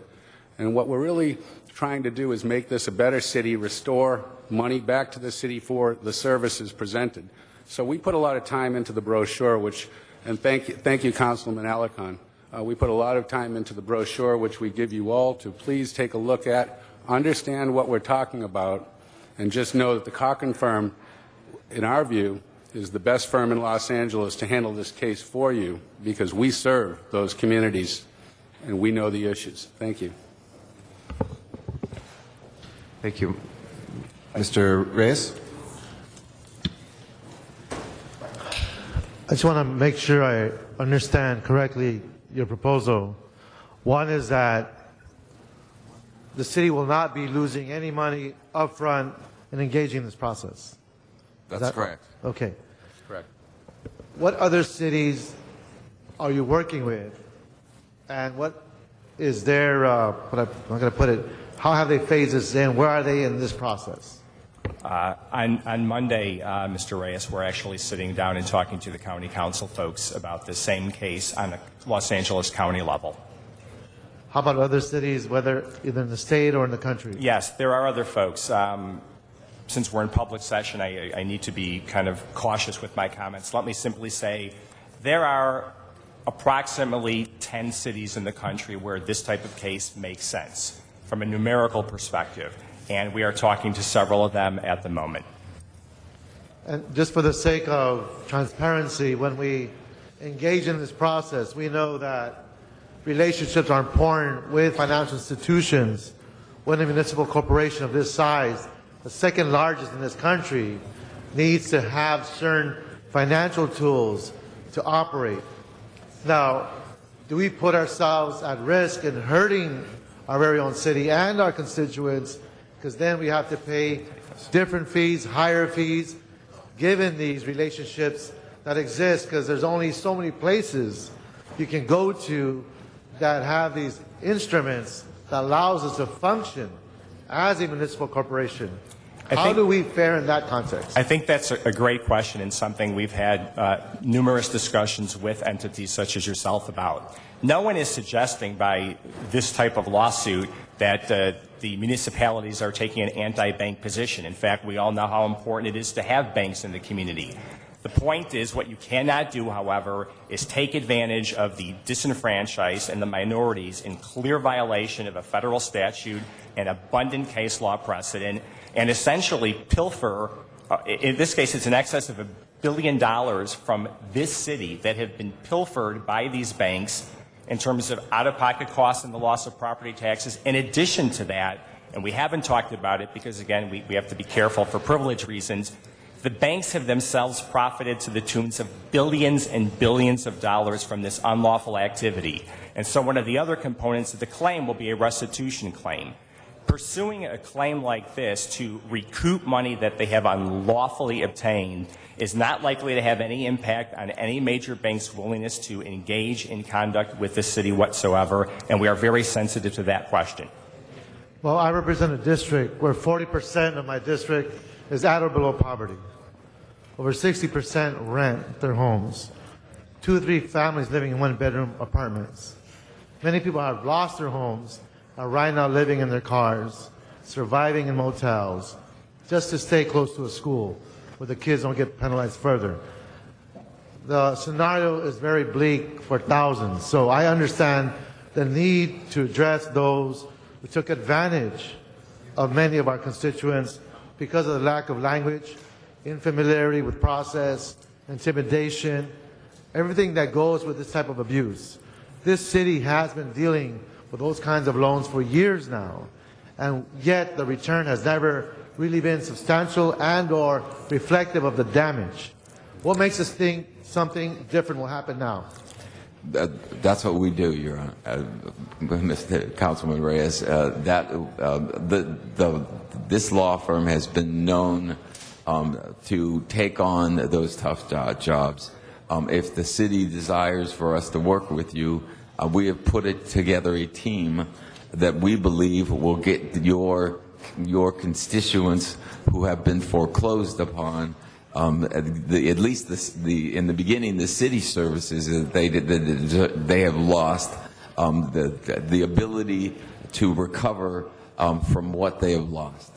And not just that, but Councilman Reyes, we're also looking at the evidence from the Baltimore and the Memphis cases and looking at the foreclosure rates here in Los Angeles. As you know, I believe in the letter that we provided in October, you can see the disproportionate effect of the foreclosures in the Latino and the African American neighborhoods. This is not just by chance. This follows a pattern that we've seen across America. So it's our belief that this is a viable suit, and unfortunately the city has lost a lot of money as a result.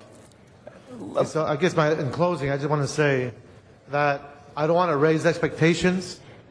I don't want this to be a publicity stunt where people get their names thrown out there because it sounds good and it's a great time because of all the politics that gets played out. These are real people that are really hurting. I hate for us to be in a place where we're not producing because of these kinds of antics. Councilman Reyes, I can assure you that we are very sensitive to the concerns you have raised. The people who are backing this case have no intention whatsoever of putting $3 million into a case that anybody thinks is going to be a overpromise, underdeliver type of case. They are very familiar, and we'd be delighted to talk in more detail if we could in a private session about who the team is, what their expertise is, who the experts are that have been lined up to do this case. This is the blue chip case with a team that has never been put together to litigate these types of cases anywhere in the country. Yeah, my statement is not to insult anybody. Understood. It's just there's a desperation out there that many folks don't understand, so thank you. Very much understood, and thank you for your concern. Thank you, Councilman. And that's also why we believe the Cochran firm is an appropriate law firm in that regard, because we are here in the community. We do represent Los Angeles. Thank you. Thank you, Mr. Rosendahl, Ms. Perry, and Mr. Alacone. Thank you, Mr. President. Good morning, gentlemen. Morning. Why did you approach the city to begin with, and what's your background that suggests you can actually do something on this issue? My background. I mean, I knew Johnny Cochran, and God bless him, but I want to know what makes you guys able to help us. I was born and raised in Los Angeles. I'm a native of Los Angeles. I worked with Johnny Cochran. The Lieberson team has put together the finances that would make this and with the resources of the Cochran firm, the people who can do the job for you. I don't know how much more I can tell you. I just want to know what motivates you to do it. What profits do you get out of it? What's your shtick in this whole What thing? motivates us to do it, Councilman Rosendahl, is that the first order for us is we met with other attorneys and looked at this issue. What motivated us was the fact that there appeared to be a real disparate effect on the Latino and the African American communities of these predatory lending practices. So Mr. Lieberson has put together a team with us that includes Dean Chemerinsky, others across America. And our view is this: we're going to put the resources behind this that it takes to win it. To do so, we've looked at the Baltimore case and the Memphis case, the Fair Housing Act issues presented. We anticipate where it's going to go, and we believe that we'll be ahead of things as far as a game plan and implementation of it. Our resources are that we are trial lawyers, and we're also backed with great legal minds and talent that will be able to effectively handle this case against those banks. Let me add one other thing, Councilman Rosenthal, because I think you're really getting at, in addition to what we've heard, why do we care about this? Why do we No. I care about it, for God's sake. What do you think occupation's all about, in part, is the foreclosures. People are out of their homes that shouldn't be out of their homes. The banks have manipulated the process, and then they take back that asset instead of modifying the loan, working with the people, letting them stay in their homes. What they do is they get all that money, and they turn around and they continue to screw the people. They have. And people are on the street this holiday season that should be in their homes. That's right. I'm outraged by the banks and their manipulation of the people. And if they modified their loans, even though the price went down, they should take part of the risk too, because they take the profit. But they completely are the holier than thou. Not a single one is in jail for what they've done. So I'm furious about it. It's not that I want to go after. I want to go after them. And if we can, at this local level, have an impact, that's what I want to do. How do we have an impact? We can have a major impact. In terms of the team, let me also add a couple of things. It is important to have a team of people who have deep experience in Fair Housing Act litigation. We do. And just so you know a little bit about myself, I was a plaintiff's lawyer for many years. I've done a lot of fair housing litigation. In 2006, my law firm received the California State Bar President Pro Bono Award specifically for the fair housing work we have done in the state of California. We have had a strong commitment to housing-related matters for a very long time. We also have a background in accounting and finance, which is critical to understand a lot of the issues here. Many of the other lawyers, including those in Baltimore and in Memphis, lack the requisite background, and even though the federal judges have said go forward with those cases, there is a deficiency in the team. That deficiency has been solved in this team. You also have two of the leading statistical and damage experts in the country from Yale and Stanford who are going to work on these cases, who have been involved with this issue throughout the country. The team is rock solid. The people are committed to helping the city of Los Angeles address the very problem you just said, and that is why we were here, Councilman. Well, I'm very thrilled to hear that, but where do you make your profit on this that makes you guys do this? So the way it gets split, and again, I know we're in public session, there's a contingency number that will be proposed. The city will get a very generous amount, and again, I don't know that we can talk about this in public. And then what will happen is the lawyers and the investors will get the remaining amount that's left over after the city gets its very generous share. That's a simple answer. In other words, because we believe the case will win, we're willing to take that risk, as we do with all of our work.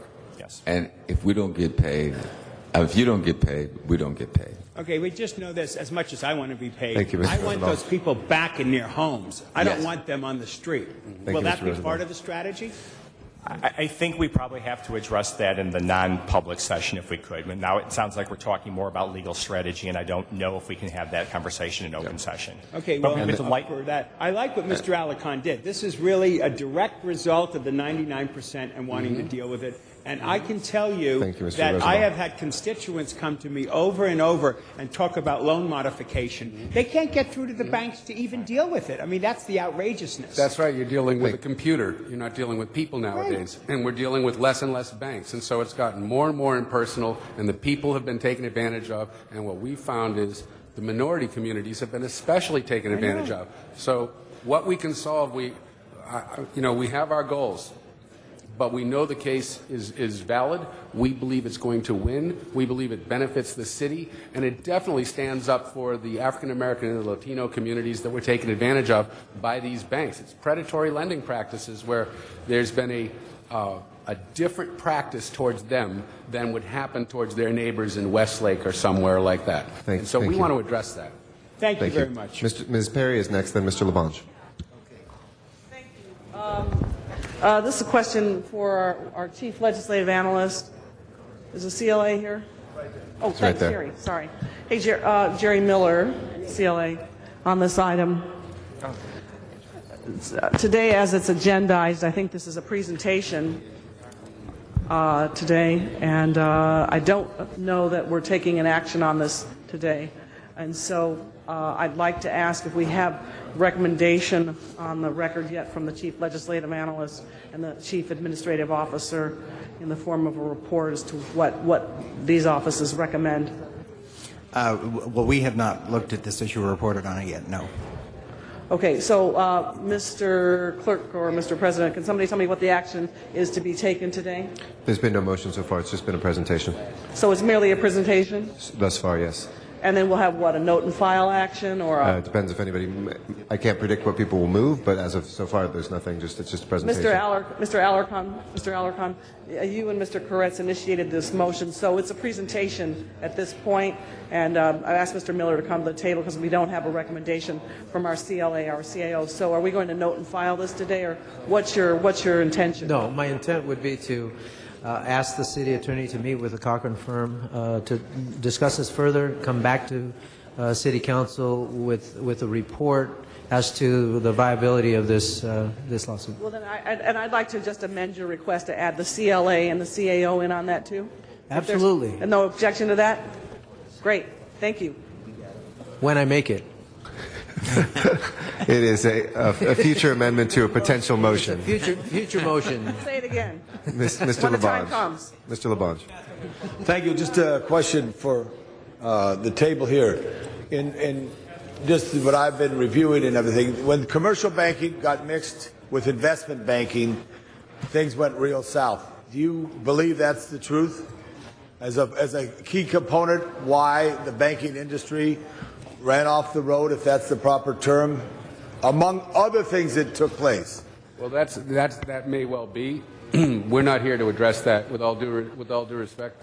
Well, I know you're not here to address that, but it's just the thing that I'm interested in is to see change. And everybody, if there's no speed limit on the freeway, people will speed. If there's no speed limit in the industry, they'll go which way they go. But I was trying to look for the root of why we got here so quickly in this decade, in addition to all the world crisis. And in our lifetimes, the pie of wealth has spread throughout the world, which is a good thing. but at the same time, it hasn't spread to all the people. Well, I think, it all comes back to greed. All signs point back to greed, and what we're looking at is part of that greed is trying to take advantage of the people who are already disadvantaged, and we want to address that. I understand that, and I've said this before. I want to see more George Baileys in banking, not Mr. Potters. That's right. And that type of thing is very important. So we'll look at this as it comes forward. Thank you. Thank you. Thank you, Mr. President. Thank you. We've got a couple of them. Mr. Cardenas. Thank you very much. I think that when it comes to redlining or any other kind of lining out of communities or individuals, I would venture to say that every single council member here is outraged about that, and we would definitely like to be part of doing something about it. But what I'd like to ask you is, it's one thing for us to be angry and upset, but it's another thing for us to believe, or you to believe, that you could actually have a successful lawsuit. And my question to you is, what's the basic element that you need to get at in order to prove it in a court of law that they have in fact been redlining? Let me address that. Let me ask, is that, again, now we're starting to talk about very specific legal strategies. I don't know if it's I'd like to answer your question. I don't know if this is the appropriate forum to do so. Let me rephrase it then. Can you give me the basic, not the entire process, but one of the basic things that is the smoking gun, the obvious smoking gun that is there that you have to file a lawsuit to get at? You get what I'm saying? Because these private entities don't turn over documents. But when you go into court, then when you get access to certain things, give me just one example of a smoking gun that you can actually grab onto. And let me give you a couple. You don't have to give the name of a specific institution or anything. Let me give you a couple examples if I can. And these are public documents I'm going to talk about now. They were declarations that were submitted as attachments to the complaints filed in federal court in the Baltimore and in the Tennessee cases. And what they did in those cases was they went and interviewed some former loan officers from Wells Fargo and talked to them about the issue of reverse redlining and targeting minorities that took place institutionally at Wells Fargo, not just in those geographic regions, but throughout the country. And let me simply say that the allegations that were contained in the declarations about the targeting of minorities, the profit that was made, some of the horrific comments about the lack of intelligence of these people was despicable. Those documents were relied on by the court, that the federal judges in those two cases, in part when they denied Wells Fargo's motion to dismiss the claims.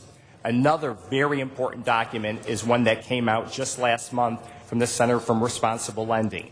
It is a report that debunks the defense that has been raised by the banks, which is we are dealing with people who have lower credit scores, so we should therefore be able to charge a higher rate of interest. You got it. What this report says in no uncertain terms is that among equal credit scores, especially when we were dealing with higher credit scores, which are the good lenders, the rate of predatory loans issued by these financial institutions was triple the number when you compare the African American to the white population and the Hispanic to the white population. You confirmed my suspicions that that is exactly one of the main components that is a smoking gun. Once you can get access to documents so you can take into court and say, here it is. However, one thing that I'd like to point out is you just hit on something I was going to recommend that you not leave out. Because redlining before FICO scores are about 10 years old or so in using an underwriting.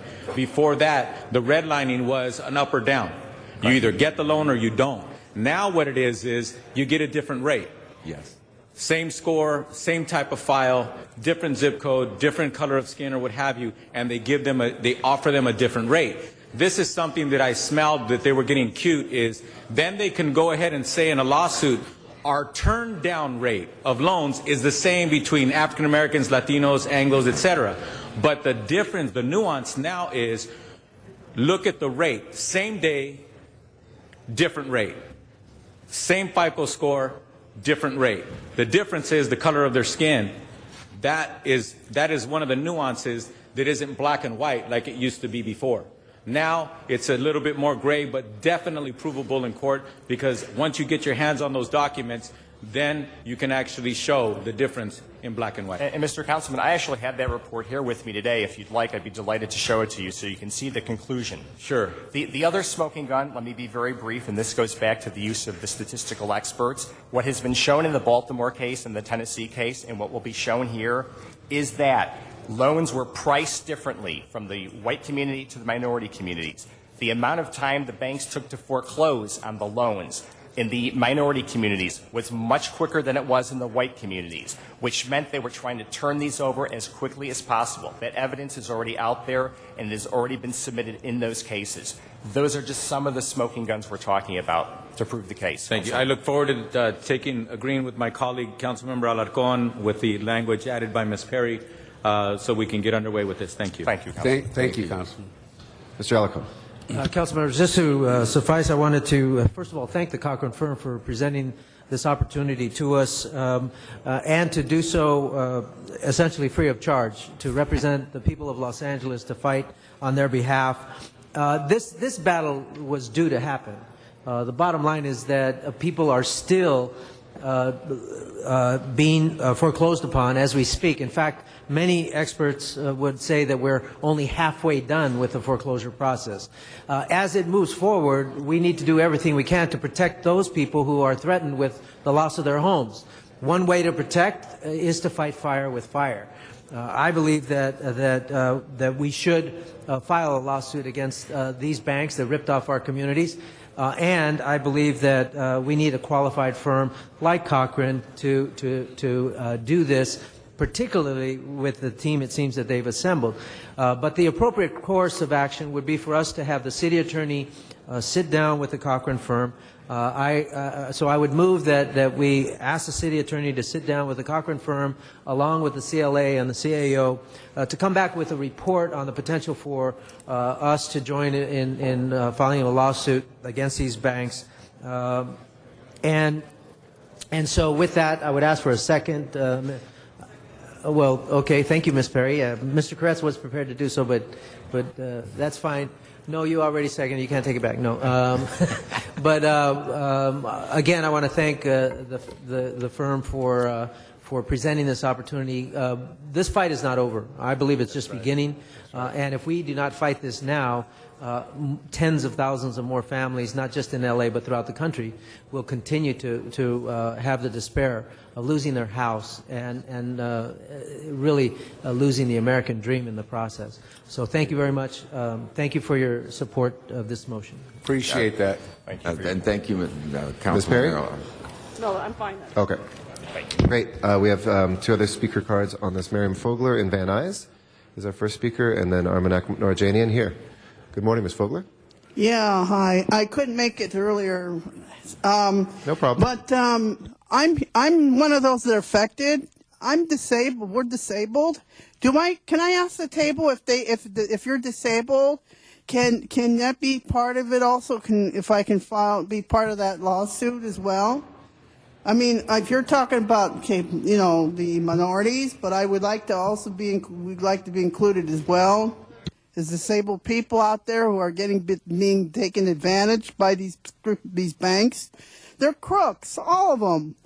They know that the equity's dropping, and they're still charging outrageous mortgage rates, and they won't give anybody a break on the interest. And they're just killing everybody out there. It's not right that they're doing this, and you need to do something. I'd like to know how I can get part of this and what we can do to help. Thank you. You may want to contact the Cochran Law Firm directly. Thank you for that comment. Armanak Norjanian is our next speaker. That does not imply any endorsement. Respectable City Council members, dear fellow Angelenos, I actually oppose this item number 31, and I ask City Council members to strike down this item 31. On the grounds it's actually this item actually prevents city to hire the best lawyers, and actually this Cochran firm actually hugs the limelight and actually wants only smoking guns from city government. So smoking gun it will get. Hopefully I asked city to fire the Cochrane firm because it didn't receive city this contract due to competitive bidding. And with competitive bidding, you can hire real progressive lawyers, you know, who would be able to advocate important issues, especially issues of social legal justice, and will be able to accept or rewards only on contingency basis. These Cochrane firm lawyers say that we would accept rewards only if on contingency basis, but only but they don't offer anything in legal contract with the city to formalize that. So I demand that city government reduce spending and issue competitive bidding for this contract with the city. So it involves many lawyers who would be able to provide best trial lawyer services with least kind of spending. And I demand that Cochrane will be motion from the city government to introduce that contingency basis as a part of a contract, if any been adopted with a Cochrane firm, as a safeguard against corrupt influence, against money laundering. Thank you. Arnold Sachs, you have 1 minute left. If you'd like to come forward on 31. Yes, thank you. Good morning again, Arnold Sachs. The battle is joined. The Supreme Court made a ruling. The gentleman mentioned a case in Baltimore and a case in Tennessee. So when were those cases adjudicated? And why are you waiting till they were adjudicated before the Cochrane firm so graciously comes forward to agree to handle this case on a contingency fee? Billions of dollars were involved. So let's say billions and billions and billions. $2 billion. Contingency fee could be 33%. That's $660 million. Boy, kindness never ends when you're talking about legal representation. Now, you remember the power deregulation? All the power companies that fined for overpricing the electrical utility rates? What did they pay the state? Chump change. And I'm a fan of the Cochrane organization because when you came in front of the council with Cochrane Square, I had the no OJ passing lane included. Thank you. Donald Kronos. This is ridiculous. Here's our last speaker. Mr. Kronos, would you like to speak? Last speaker on item 31. Thank you, everybody else, for your patience. We know that we have a number of speaker cards on 48. We'll be getting that hopefully quite shortly. Don't want to waste time. Just wanted to say I was not aware of this, but I'm happy to see it. I'm not sure if I fully understand it, but it looks like you're doing a great thing. I applaud you for it. Yeah, thank you, Mr. Kronos. Appreciate it. We'll go ahead and open the roll on the motion, close the roll, and tabulate the vote. 12 ayes. Okay, that is approved. I believe we have to reconsider an item, Ms. Perry? Yeah. Item 23 for reconsideration. Okay, if we can open the roll on reconsideration for item 23, please. Close the roll and tabulate the vote. 12 ayes. You have an amendment? Yeah, and I'm sorry that I have to read this into the record, That's but okay. I've been told I have to read it into the record because it's pretty boring, but I have to do this. This is with respect to item 23, to amend item 6 in the Public Works Committee report regarding condition 5B in the city engineer report dated March 23, 2001, to read, dedicate 16.65 feet as public street along the northeasterly side of 4th Street, adjoining lots 8, 9, 10, Mills Tract, to complete a 43 feet half street dedication. Since Council District 9 is in the process of reclassifying 4th Street as a modified one-way collector street with a 64-foot wide right-of-way as proposed by motion under Council File 11-1681, dedicate 5.65 feet along said lots 8, 9, and 10, and then amend item 7 in the Public Works Committee report regarding condition number 6D in the city engineer report dated March 23rd, 2001, to read, widen the northeasterly side of 4th Street to provide a 28-foot wide half roadway, integral curb and gutter, and a 15-foot wide sidewalk adjoining lots 8, 9, and 10 of Mills Tract. Since Council District 9 is in the process of reclassifying 4th Street as a modified one-way collector street with a 64-foot wide right-of-way as proposed by motion under Council File 2018-1681 repair and replace any broken or off-grade street elements and either construct additional concrete sidewalk over the newly dedicated area or landscape the area in lieu of concrete infill along said lots 8, 9, and 10. This language was approved by the Public Works Committee, but it did not get translated properly to Council. Thank you. All right. That makes for some good reading. All right. With that, let's go ahead and You betcha. open the roll as amended, close the roll, and tabulate the vote. 12 ayes. That is approved. Item 29, if we can reconsider. I think there's been a resolution on that. Please open the roll, close the roll, and tabulate the vote. 12 ayes. We had continued that, but we'll take a vote on that now. Let's go ahead and open the roll, close the roll, and tabulate the vote. 12 ayes. That is approved. 42, I believe, has been amended now. Is that correct? And so if we can take that up as amended, please prepare the roll and tabulate the vote. 12 ayes. That is approved too.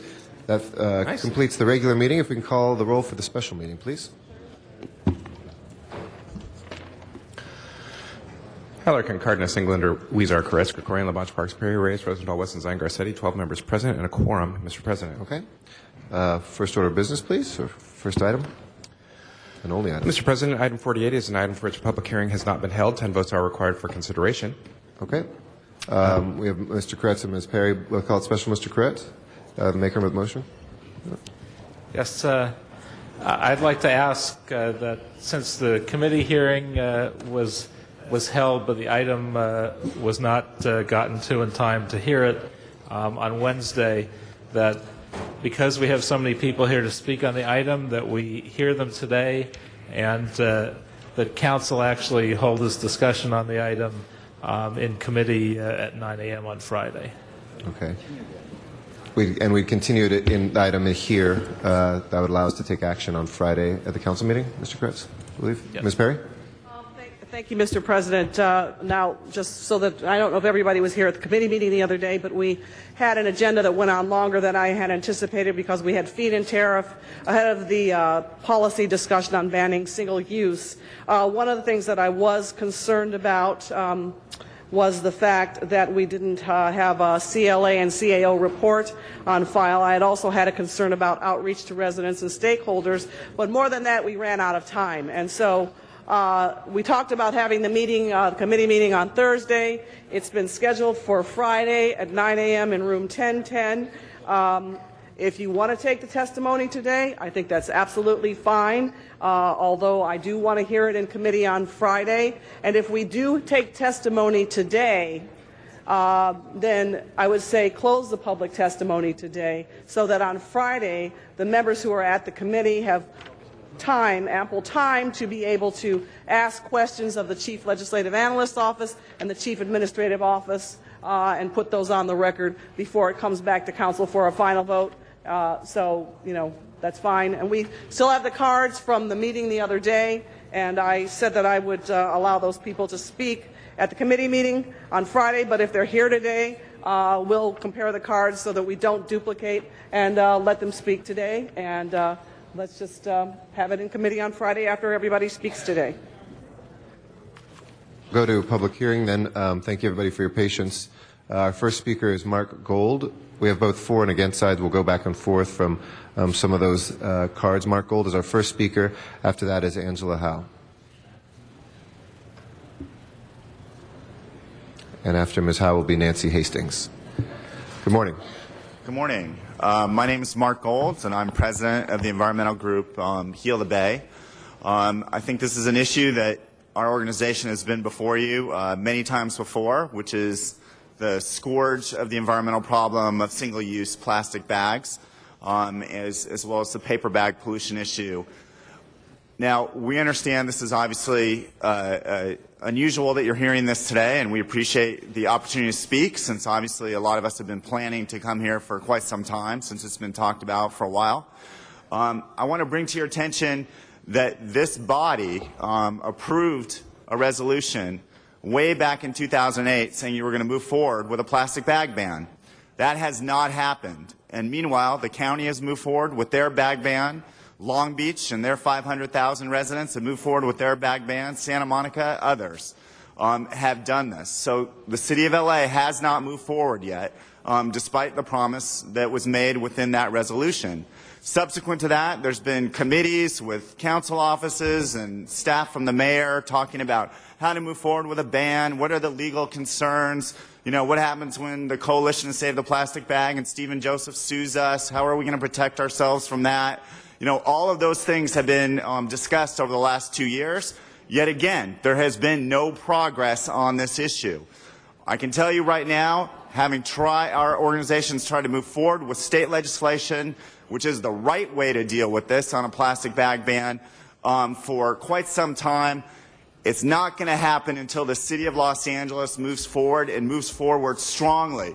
Your 4 million people matter from the standpoint of sending a strong message to the legislature that the right way to deal with this is a statewide ban. And unless you guys do this by this spring, look for another year of failed legislation where, again, the plastic bag industry, the American Chemistry Council are going to prevail. Thank you. Thank you. Angela Howe is our next speaker. Good morning, council members. My name is Angela Howe, and I'm here today on behalf of the Surfrider Foundation. We're an ocean protection organization, and I'm here on behalf of our 30,000 members in the state of California to stand in strong support of the single-use bag ban ordinance proposal. We have a duty to protect our Los Angeles beaches. We need to get easily littered trash off our streets, out of our gutters, and out of our parks, beaches, and oceans where we recreate and where it wreaks havoc to wildlife. Plastic is the most common type of marine debris, with up to 90% of floating marine debris comprised of plastic. Plastic bags are especially problematic in the litter stream because they easily float in the air and water, traveling long distances and never fully breaking down in the water. Unfortunately, recycling has not proven to be a viable answer. California has tried to boost recycling for years, but it's led to a very low percentage of recycling rate. The Cal Recycle Agency's 2009 report shows that California's statewide recycling rate at stores was a mere 3%. During 1 year of reporting, regulated stores purchased 53,000 tons of plastic carryout bags and collected only 1,500 tons for recycling. Similar legislation on single-use bag bans in the nation's capital, Washington, D.C., that implemented a mere 5-cent fee on bags resulted in a swift 80% decline in the distribution of paper and plastic bags. This translated to a 66% reduction of plastic bag litter found in nearby river cleanups. So we can see the efficacy of this type of regulation in affecting clean waterways and oceans. This movement is not only countywide, statewide, and nationwide, but also worldwide. The UN Environmental Protection Director, Achim Steiner, stated, "Litter, like thin, single-use plastic bags, should be banned or phased out rapidly everywhere. There is simply zero justification for manufacturing them anymore, anywhere." And we thank you for your support. Thank you. Nancy Hastings is next. After that will be Amy Blount-Ley and Paul Herzog. Good afternoon, City Council. My name is Nancy Hastings. I'm with Surfrider Foundation, and in the effort to save everyone time, I will support the last statement by Angela Howe, who is my coworker. Thank you. Thank you. Amy Blount-Ley. After that is Paul Herzog, and after Paul Herzog is Meryl Barr. Hi, Good morning. thank you. As part of the surfing community, I'm not only a witness to plastic pollution, but I am considered an indicator species of coastal health. I have suffered from a host of physical ailments tied to marine pollution. I have been hit in the face while surfing and swimming with plastic trash of all kinds. I have picked up literally thousands of plastic bags in and out of the water. Despite these disgusting experiences, I have not stopped surfing. In fact, I've become more dedicated to changing policies that will ultimately impact the ocean in a positive way. As a mom and a wife, it hasn't been easy convincing my own family to give up plastic bags. It's been a long journey to change our behavior. Sometimes it felt like an unnecessary burden to remember my washable, reusable bag. But you know what? We have made the change, and we feel proud to be stewards of the ocean by helping to reduce plastic marine pollution. Please help the rest of the city by supporting the ban. The ocean, future generations, and myself will thank you. Thank you. Paul Herzog is next. After that is Meryl Barr. Also, for the sake of time, just here to support the proposal or the motion or the item. Thank you. Meryl Barr, and then Joel Reynolds.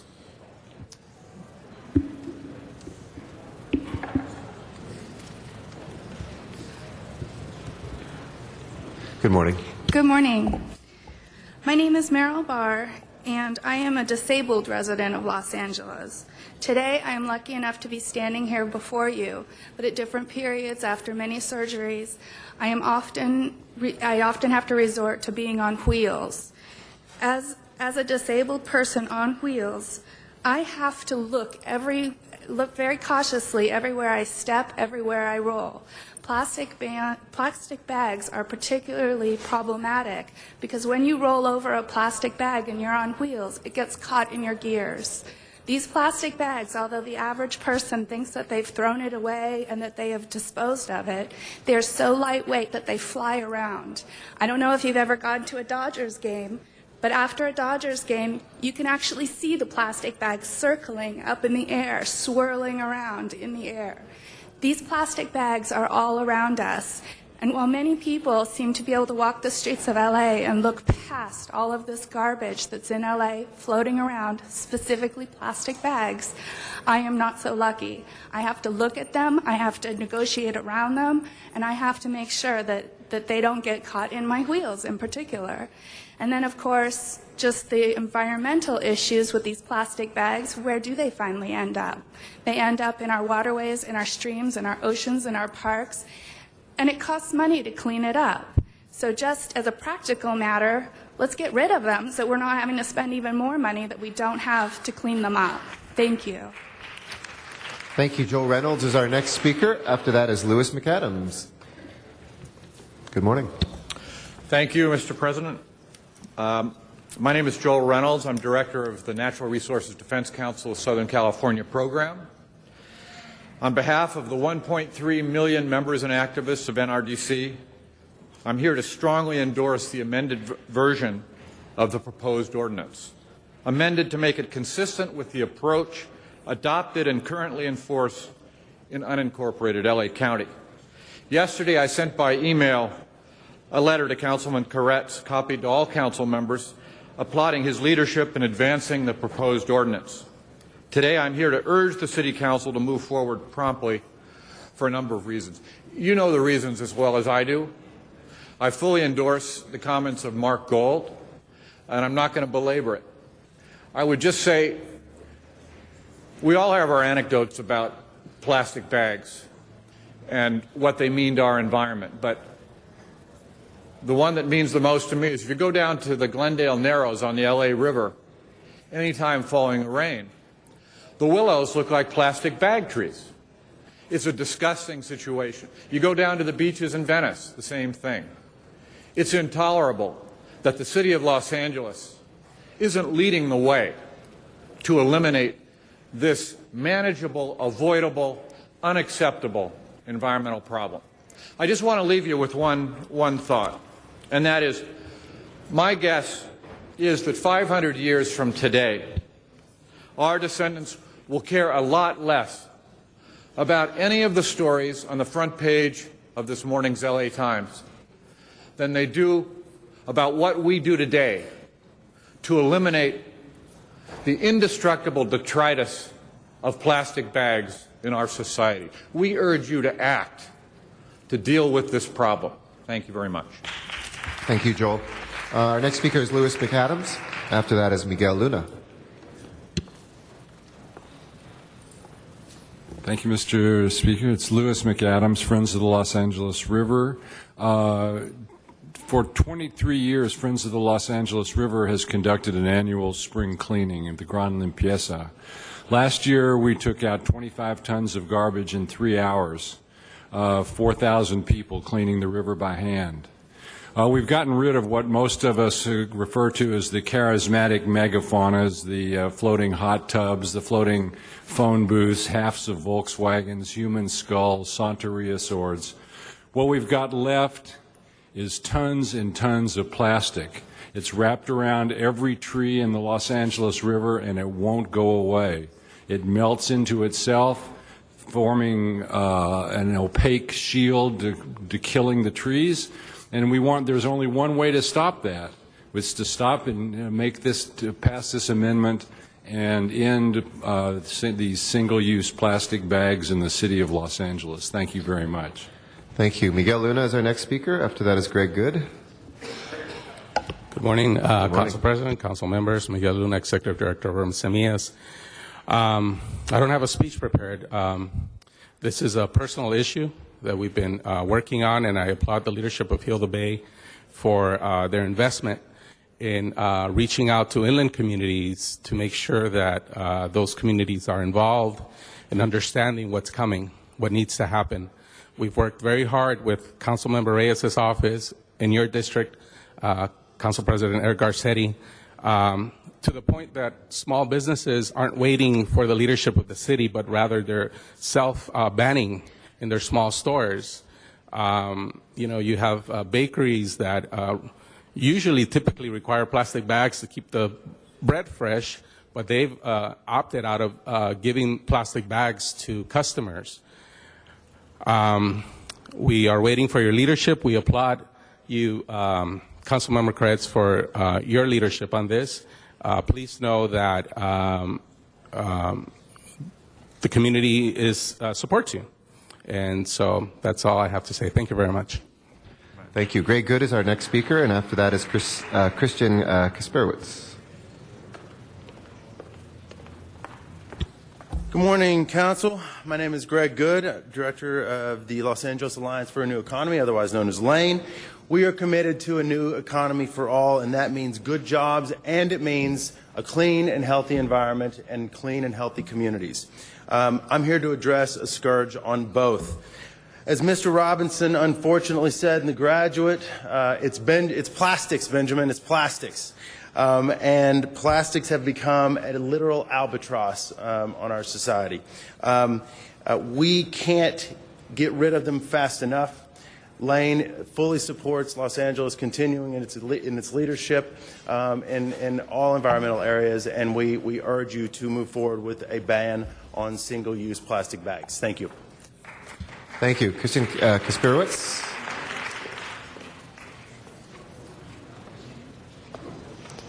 Sorry, was Christina? Or Christian? Christian. Okay, sorry. Thank you. Thank you for and letting me speak. Sarah Gandhi will speak afterwards. Okay. A great deal has already been said about the impact of plastic on the environment and on our river and on the seas. I have another perspective. I agree with all of that. And that is just our philosophy of use and there's so many things in our culture changing right now and in our economy changing, and the idea of things being throwaway doesn't really work very well anymore. So I support the ban for a number of reasons, including that we foster a sense of value in everything that we use and do, and stop using things that are disposable that only harm us in the long run. Thank you. Thank you. Sarah Gandhi is our next speaker. After that is Andy Schrader. Hello. Hi. My name is Sarah Gandhi, and I'm very honored to speak in front of the council today. I'm a resident of the city of Los Angeles. I live pretty close to here in downtown in Pico Union, and I've been very proud of many of the green initiatives that the city has taken on in the past years. However, it's been very disappointing to see the city not move forward on banning single-use plastic bags. In 2008, the city vowed to ban plastic bags in 2010 if the state did not adopt a ban. However, 2011 is about to end. New Year's Eve is just a few weeks away, and while you're planning for your festivities for the holidays, I hope that you take into account the number of plastic bags that the city of Los Angeles has used in these past 2 years. On average, we use 2.3 billion plastic bags as a city, and that's almost 5 million bags that we could have avoided as a community. Many of those bags do make their way out to our ocean, where they impact marine animals, and it's time that we take action now. I urge you to act today, or at least this week, to ban single-use plastic bags and place a charge on paper bags. It's time to live up to your commitment to make Los Angeles a sustainable city and ban the plastic bags. Thank you. Thank you. Andy Schrader is our next speaker. Good morning, Mr. President, council members, I'm Andy Schrader from the Mar Vista Community Council Green Committee. I've submitted to each of your offices letters of support for a plastic bag ban modeled after the LA County ban from 17 of your neighborhood councils, representing nearly 800,000 residents in Los Angeles. That's nearly a quarter of the city is in support of a plastic bag ban. The LA Times came out in support of a similar model yesterday. Banning plastic bags is a huge movement, with precedents being passed weekly in the surrounding cities and counties. In LA, there have been dozens of screenings of the plastic bag movie Bag It around the city. Heal the Bay has had its day without a bag for years, and there's been much public discussion. Anyone who believes there has not been enough outreach and education around the problem of single-use bags is frankly a little out of touch with your constituents. If you're going to keep plastic bags around in any form, I urge you to protect forests and mandate that those bags be made from 100% recycled paper content, 40% of that made from post-consumer material. As far as carry-out plastic bags go, if I was the producer of an obsolete technology, I would be doing everything I could to change my business model in order to save the jobs of my employees. It is irresponsible to do otherwise. No one cried for the typewriter when the computer showed up, and I will not weep for the end of the plastic bag. Thank you. Ann Bradley is our next speaker. After that is Scott Crawford. Thank you very much. I came here today on the 4 bus, and I brought 3 things: a bag, a cup, and a cloth napkin. Folks, I have a feeling you're going to pass this measure, but what is very tragic is that as I'm sitting here, I'm seeing single-use cups and single-use plastic water bottles. Now, we've been talking about this for an awful lot of years, and I'm not seeing a change in this chamber, let alone this city. If we are to show and model, then it has to start with the 15 of you and your staff. This is quite possibly the most well-known and the most influential city in the world. What you do changes not only attitudes, it changes behavior. When Council Member Perry said we will not use a certain word in this chamber, she didn't have a focus group. She banned the word, and you all supported her. Why aren't you banning single-use items? This is a very privileged group of individuals. Your staff is privileged. They have the opportunity to work with very powerful people. And when they leave here, they have the opportunity to get good jobs because of the kind of influence and experience that they've garnered. It is not too much to ask council staff, council members, commissioners, and every person who works for the City of Los Angeles to bring their own items. The city sponsored a zero-waste effort several years ago. I would like to see it start at minimum in this chamber. Thank you. Thank you. Scott Crawford is our next speaker. Okay. We'll go to the other side for some cards now as well. Stephen Joseph is our first speaker. After that is Albert Halimi.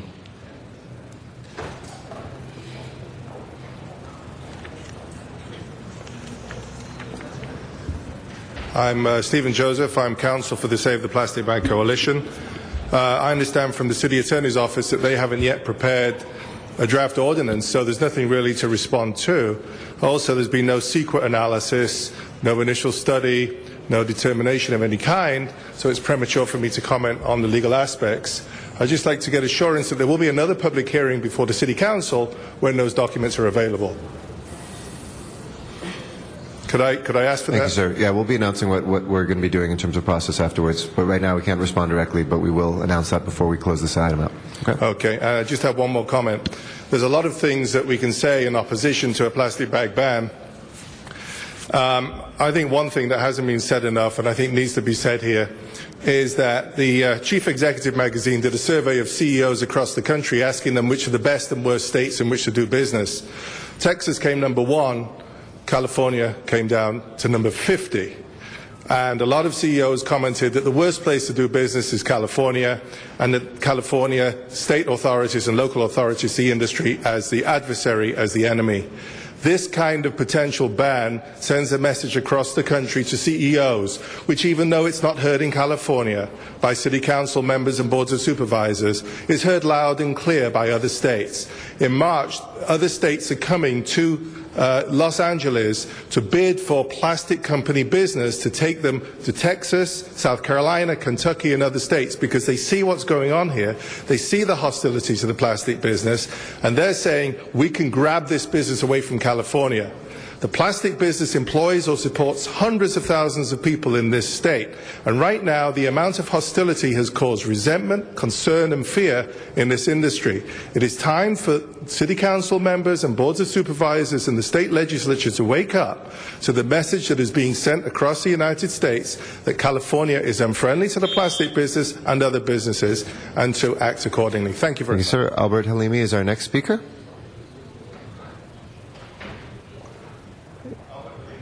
Okay. Matt Dowd is the next speaker.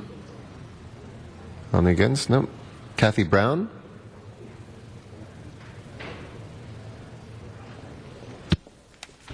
Good afternoon. Good morning or good afternoon. Thank you for giving me the opportunity to speak. My name is Kathy Brown. I'm General Manager of Crown Poly, and we proudly manufacture plastic grocery bags here in Los Angeles. I was the second employee hired at my company 20 years ago, and I'm proud that our company's gone from 0 employees to 300. I brought 10 of our employees here to speak to you today to express to you that there is another side of the bag ban.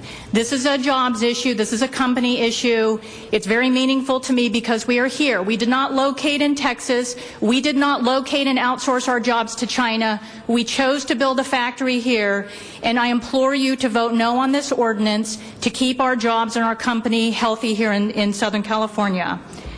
We employ 300 taxpayers. We offer them good health benefits. We give them a 401k. We pay them good wages. Besides the people that will tell you their individual stories that are employed in our company, I also represent the working class who can't be here to speak to you today, but who shop and who like plastic bags and who reuse plastic bags. It is not fair for the city to impose upon them something that they don't. Right now they have a choice. They can choose to use reusable bags. They can choose to use paper bags. They can choose to use plastic bags. They can choose to use what is best for them, rather than public policy forcing a decision upon them. I hope that you base your decision on information, science, and facts, and not hyperbole and misinformation. And I hope that you come to a conclusion that won't export our jobs to China, but will keep our jobs here in Southern California. So please support our company, please support our jobs, and please vote no on this ordinance. Take time to study it. There are other cities and counties that have done this. There's a lot of information coming in about what effect the ordinances are having. Take the time to study the facts on what has occurred and then make a decision from there. Thank you. Thank you. Carlos Medrano is our next speaker. After that is Maria Montes. Excuse me. Good afternoon, City Council members. My name is Carlos Medrano. I work in the T-shirt department at Crown Poly. We make the plastic bags that are being banned. 6 years ago, I was struggling to find a job. It was kind of hard for me to find a job, and I went to Crown Poly and they gave me a job. After 3 years, I got promoted 3 times. I went from being an operator to extrusion operator to lead operator, senior operator. Right now, I'm a supervisor at Crown Poly, and I have 30 people working under me. Many of these people have single mothers, working at the company. They have children, with disabilities. We're all working people. They have a job and have families that depend on this job. We have a lot of benefits. We have health insurance, dental, beach and 401k, bonuses every Christmas. We have many safety incentives. We have all the benefits right there. The way the employment is right now, if we lose our job, it'll be kind of hard to find another job. It'll be almost impossible to find one that has all the benefits that we have right now. The way the plastic bags are being banned, we're not going to get rid of the problem. We're only going to make more unemployment.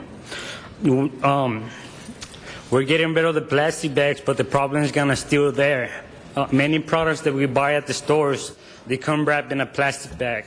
produce, trash bags, cookies, any kind of products that we buy, they come in a plastic bag. The problem is not the plastic bag. The problem is us, a community, like a community. We have to educate our families to dispose of it the right way. The problem is not the plastic bag. It's us. We're the ones dumping it in the trash instead of recycling it. Thank you. Thank you. Appreciate your comments. Maria Montes is next.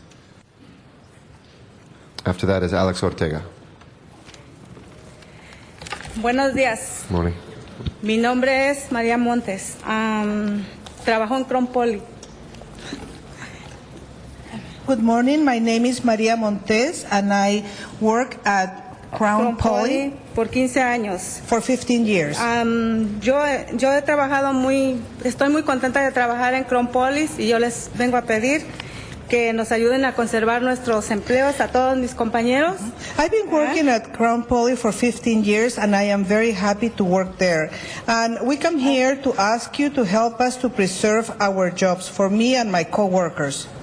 Hacemos la bolsa plástica y así como reciclamos botes, botella de plástico, nos podemos enseñar a educarnos a reciclar la bolsa plástica. We manufacture plastic bags that the same way that we've been teaching ourselves to recycle plastic bottles, we can also teach ourselves to recycle plastic bags. Y es todo lo que les pido yo, que nos ayuden a conservar nuestro trabajo a todos mis compañeros, porque somos miles de personas trabajadoras en plástico. That's all I want to ask, to help us preserve our jobs, because we are thousands of workers that work in the plastic industry. Gracias. Gracias. Thank you. Alex Ortega is our next speaker. After that is Martha Valles.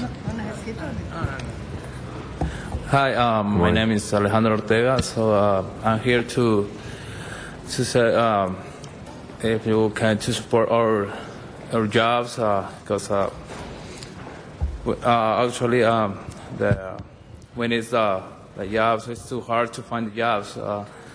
So I have like 8 years working in the teacher department in Crown Poly, and I'm very, very happy and working with they. So and this company's got a lot of benefits, and just I want to say if you can to help to keep our jobs. Thank you. Thank you very much. Appreciate your testimony. Martha Valles is our next speaker. After that is Manuela Manano.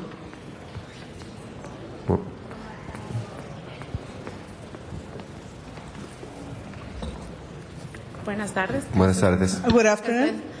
Yo vengo también, estoy trabajando en la Crown Poly, tengo 10 años. I'm also working at Crown Poly for 10 years.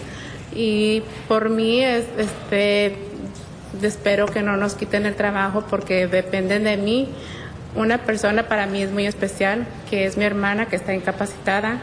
I hope that we don't lose our jobs, because I have a very special dependent, and it is my sister. She's disabled. Tengo hijos, pero mis hijos ahorita ya están grandes. I have children, but they are adults now. Y creo que ellos ya se pueden valer por ellos mismos, pero por mi hermana no. I think they can take care of themselves, but not my sister.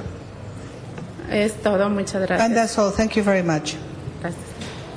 Thank you. Manuela Manano is our next speaker, and then Leticia Saucedo.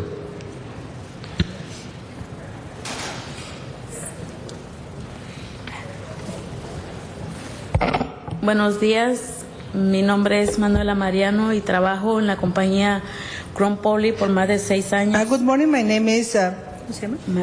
Manuela, and I work at Crown Poly for more than 6 years.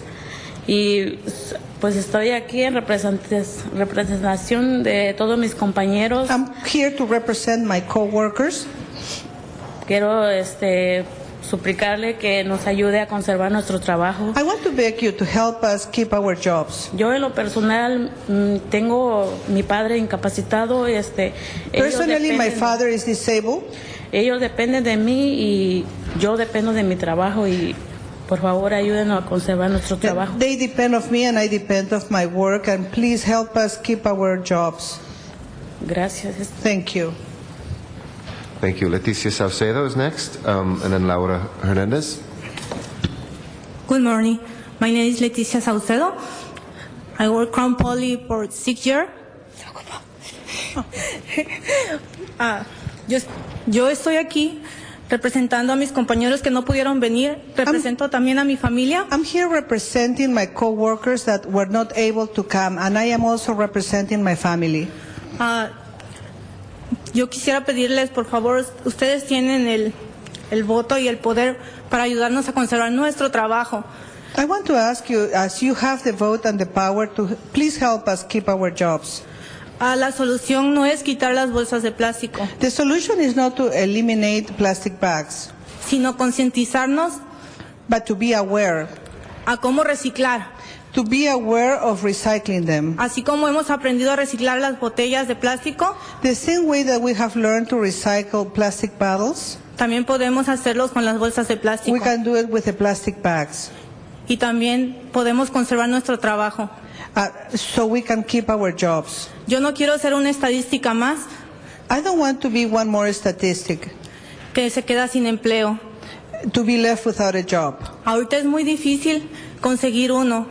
Right now it is very difficult to find a job. Y nuestra compañía nos ofrece muchos beneficios. Our company provides a lot of benefits. Se preocupa por sus empleados. They are concerned for their workers. Por favor, ayúdenos. Ustedes tienen el poder. Please help us. You have the power. Thank you. Thank you. Laura Hernandez, and then Abad Durantes. ¿En español? Sí. Buenos días. Mi nombre es Laura Hernández. Good morning. My name is Laura Hernández. Y yo estoy aquí también para apoyar todos nuestros compañeros para este trabajo que nos ha dado, pues, porque nosotros de nuestro trabajo vivimos. I'm here also to support my co-workers because we live from the money we obtain from our jobs. Porque yo soy madre soltera, tengo 3 hijos. I'm a single mother. I have 3 children. Y mis hijos dependen de mí. Yo les platiqué que quizás quitan la bolsa y me dijeron, mami, si quitan la bolsa, ¿dónde vas a trabajar? And they depend from me, and I told them that maybe they are going to eliminate plastic bags, and they asked me, if they eliminate them, so where are you going to work? Yo les dije, no se preocupen, mis niños, si la quitan yo buscaré una forma, pero yo los voy a sacar adelante. I told them, don't worry about it. If they eliminate the plastic bags, I will find a way how to keep going, how to progress. Y por favor le pidemos, pues aquí entre todos nuestros compañeros, que pues no nos vayan a quitar la bolsa, porque si quitan la bolsa, pues muchas personas vamos a quedar sin empleo.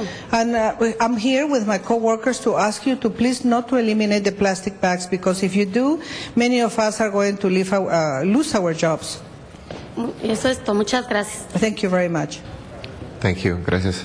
Abad Durantes is next, and then Norma Fierro. Muy buenas tardes, tengan todos ustedes. Good afternoon to all of you. Yo trabajo para Crown Poly como 11 años. I've been working for Crown Poly for 11 years. Crown Poly es una compañía familiar que nos tiene buenos beneficios. Crown Poly is a family business and it provides good benefits.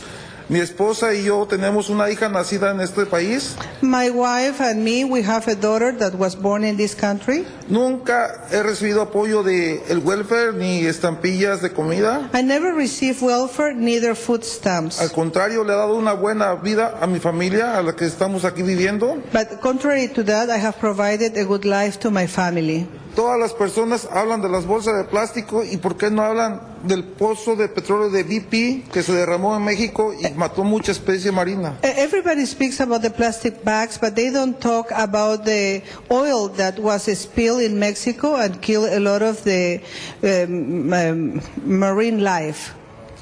Mucha gente en México se quedó sin comer porque no se podía pescar. Many people in Mexico weren't able to eat because they couldn't fish. Pero aquí no hablan nada de los problemas que pasan del petróleo, sino que de las bolsas de plástico, diciendo que es un sustento para toda esta gente que estamos presentes aquí para vivir bien. But here they don't speak too much about the problems we have with the oil, but they are talking about the plastic bags, and that company is provides provides a job for all the people that is here today. Crown Poly nos tiene una escuela para aprender inglés. Crown Poly has a school for us to be able to learn Tenemos English. 401k para nuestra vejez. We cuando have a nos retiremos. 401k for our retirement. Aseguranza dental de vista médica. Dental, eye and medical insurance. Todos estamos felices en esta compañía. We are all very happy with this company. Thank you very much. Thank you. Oh, 1 second, Thank you. please. Brevemente, sí. Yes. Ahorita una persona dijo aquí del panel que hay mucha gente viviendo en la calle. ¿Es lo que quiere que pasen cuando cierren las compañías? Somebody ¿Más just gente viviendo en la mentioned calle? here that they have a lot of homeless people. And is that what you want, more people to become homeless? Gracias. Norma Fierro is our next speaker. After that is Yolanda Fuentes. Good afternoon. My name is Norma Fierro, and I'm here in support of my job, Crown Poly. And banning the bags will be a lot of people without jobs, and I don't want that to happen. My family depends on me.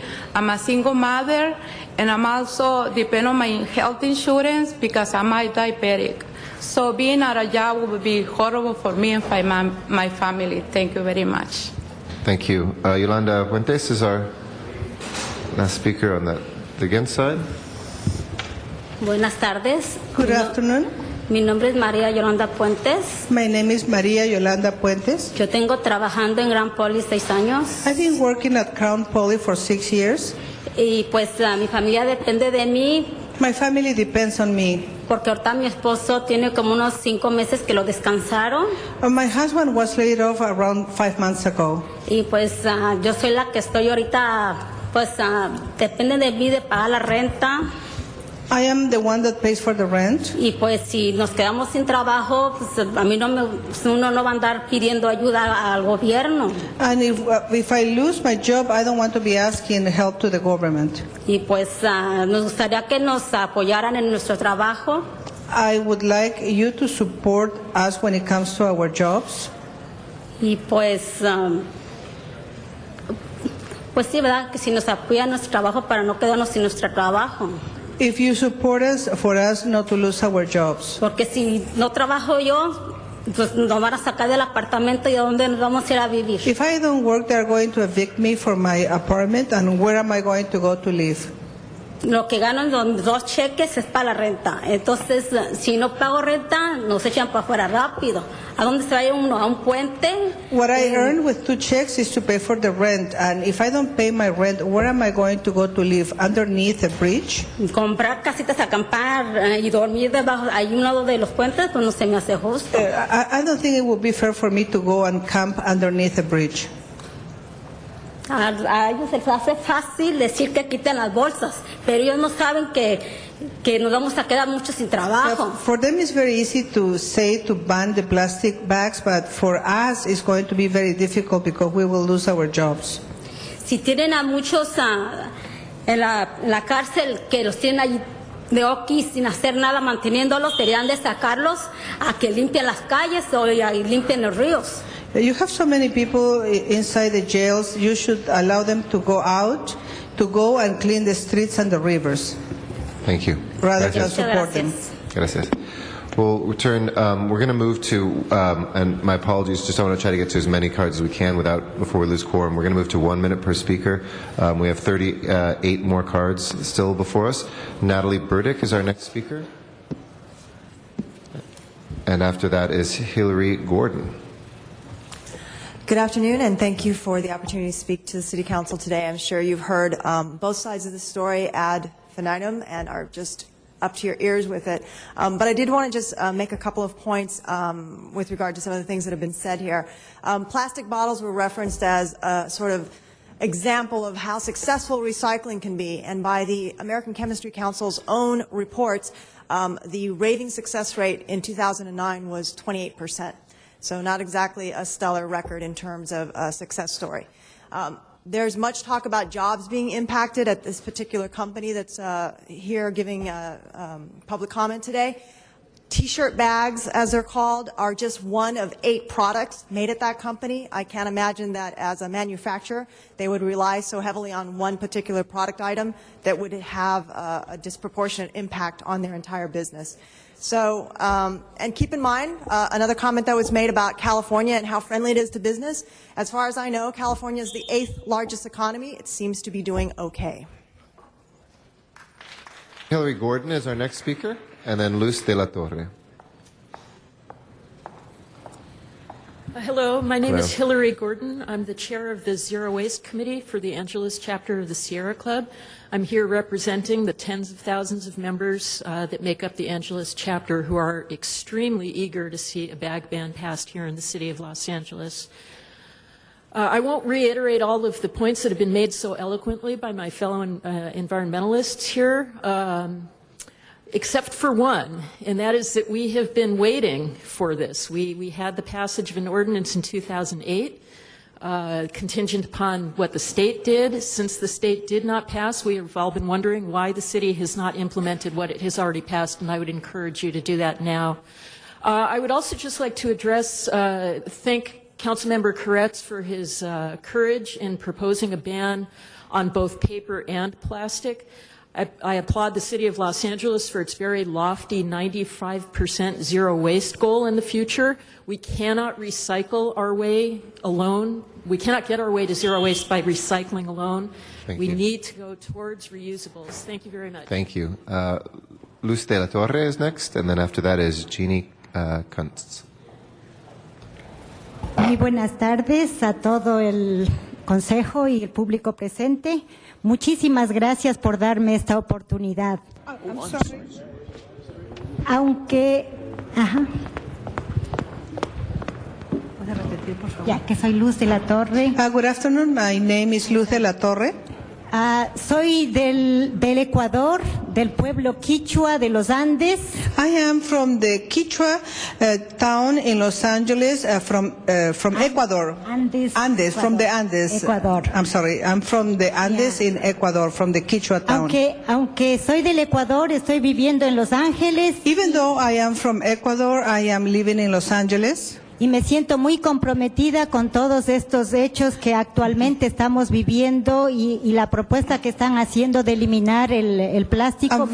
I'm very committed with all the things that are going on in Los Angeles and with the proposal to ban the plastic bags. Pertenezco a una cultura sabiamente que ha vivido por miles de años sin utilizar el plástico. I belong to a culture, a very wise culture that have lived for thousands of years without using plastic. Y quiero solo demostrar un pequeño ejemplo. I just want to show you a little example. Este aparatito, este vestido sirve para cargar niños, para utilizar como mantel, para utilizar como cobija e inclusive como sombrero. This piece, we use it to carry our children, we use it as a tablecloth, we use it as a blanket and also as a hat. Aquí es donde dejamos la comida. Gracias. Here is where we carry the food. Okay. Aquí Bueno. me eduqué, llevando mis libros aquí. That's how I was educated. I carry my books with this. Gracias, señora. Okay. Now I'm a professional. I am a teacher at UCLA. Thank Muchas you very gracias por much. su testimonio. Jeannie Kuntz is our next speaker. After that will be Bill Hickman. Good afternoon. Thank you for your afternoon. time. I'm Vice Chair of the Mar Vista Community Council Green Committee, and from my vantage point at the Green Tent, which is a community awareness and education booth, I have seen a very orderly and miraculous transition from using plastic bags to nobody distributing. None of the vendors distribute them. And contrary to what I anticipated, that the shoppers would be irritated, they were proud, and I believe that their civic pride extended to a sense of responsibility that has helped the rest of the community become even more connected to environmental issues. I just want to quote Ellis Sterling from the Pasadena plastic bag ban hearing. No civilization in human history has collapsed from a lack of means to convey small goods to their homes. However, civilizations have failed for abusing their environment and depleting their resources. When we figured out that asbestos was toxic, even though it was convenient and people needed the work, we got rid of it. We need to do the same with plastic Thank bags. you. Bill Hickman is our next speaker. After that is Ana Luisa Ahern. Hello, my name is Bill Hickman with the Surfrider Foundation. Thank you very much for considering this item. I strongly encourage you to draft the strongest carry-out bag ordinance possible. As you've heard, there are many issues with plastic bags, from the reliance on non-renewable resources to the impacts on wildlife, which can't distinguish biodegradable items from non-biodegradable items, to the fact that they are recyclable, but recycled at very low rates. The highest rates I've seen are in the single digits. So I'm concerned about jobs also, and as you hear, these companies are highly diversified, making a wide variety of packaging items. At the Board of Supervisors meeting, they asked lots of questions of the manufacturers, which I encourage you folks to do, to find out how many of these bags are actually sold right here in Los Angeles. They're highly diversified. They sell products throughout the state, over state lines. So the claims of job loss are unsubstantiated. This is an important issue for the environment. Thanks for your consideration and drafting a strong ordinance. Thanks for your patience as well today. Ana Luisa Ahern is our next speaker. Then Randy Parent. Hi. Hi. My name is Ana Luisa Ahern, and I'm a Venice resident. And I urge you to ban plastic carry-out bags today. I also support putting a charge on paper bags to drive the most sustainable option, which is reusable bags. Before moving to LA, I lived in Washington, D.C., where recently a 5-cent fee was adopted on all single-use bags, paper and plastic, in 2009. And within a year, single-use bag distribution dropped by 86%. This translated into direct benefits to the creeks and rivers in the area. And since this implementation, Surfrider reports that plastic litter is reduced by 66% in local river cleanups. I'd also like to submit into the record 231 signed petitions from the LA area supporting a single-use bag ban in the city of LA. Thank you, Sergeant Arm. We'll take that from you. Thank you. Randy Parent is our next speaker, and then Edward Murphy. Good afternoon. Randy Parent. I represent the Santa Monica Pier Aquarium today.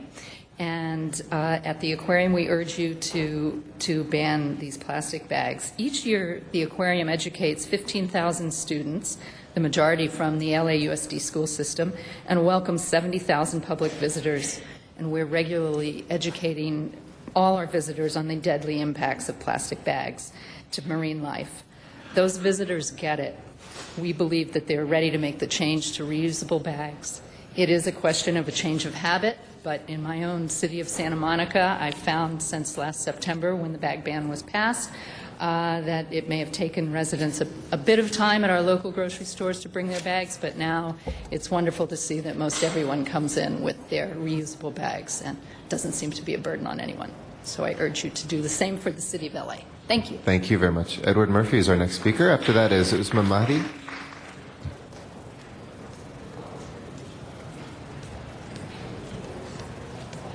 Good afternoon. Good afternoon, Council. Thank you for your patience. I'm here to support the plastic bag ban. Aside from the environmental degradation that my colleagues have pointed out, I want to emphasize that plastic is extremely costly to pick up and to clean up. The City of San Francisco estimates about 17 cents per bag. Los Angeles itself spends millions of dollars on cleanup efforts year-round. So eliminating the plastic bag through through grocery store distribution would save money in this very tight fiscal time. Thank you very much. Thank you. Usman Mahdi is our next speaker. After that is Marcia Matz.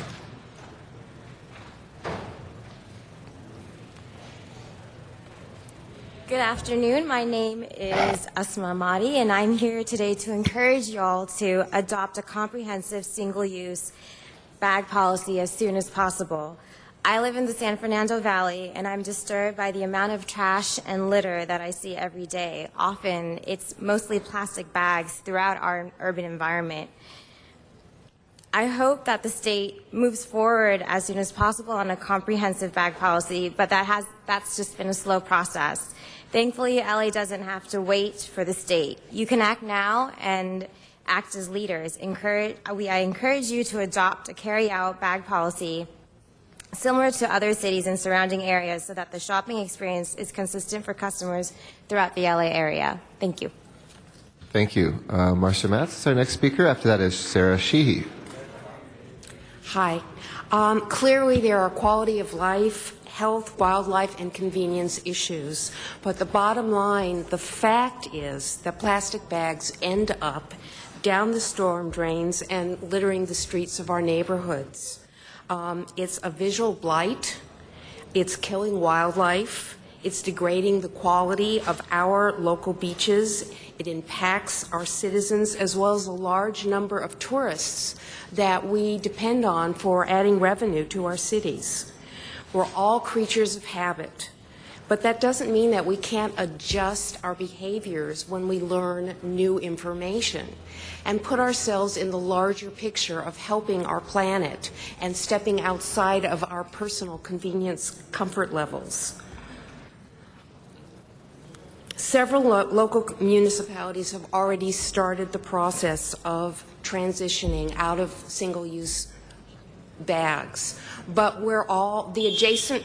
All right, finish the thought. Thanks. Go ahead. You can finish the thought. The adjacent communities still add to what ends up down the storm drain, Yep. so we're still impacted. Absolutely. Thank you very much. Sarah Sheehy is our next speaker, then Arnold Sachs.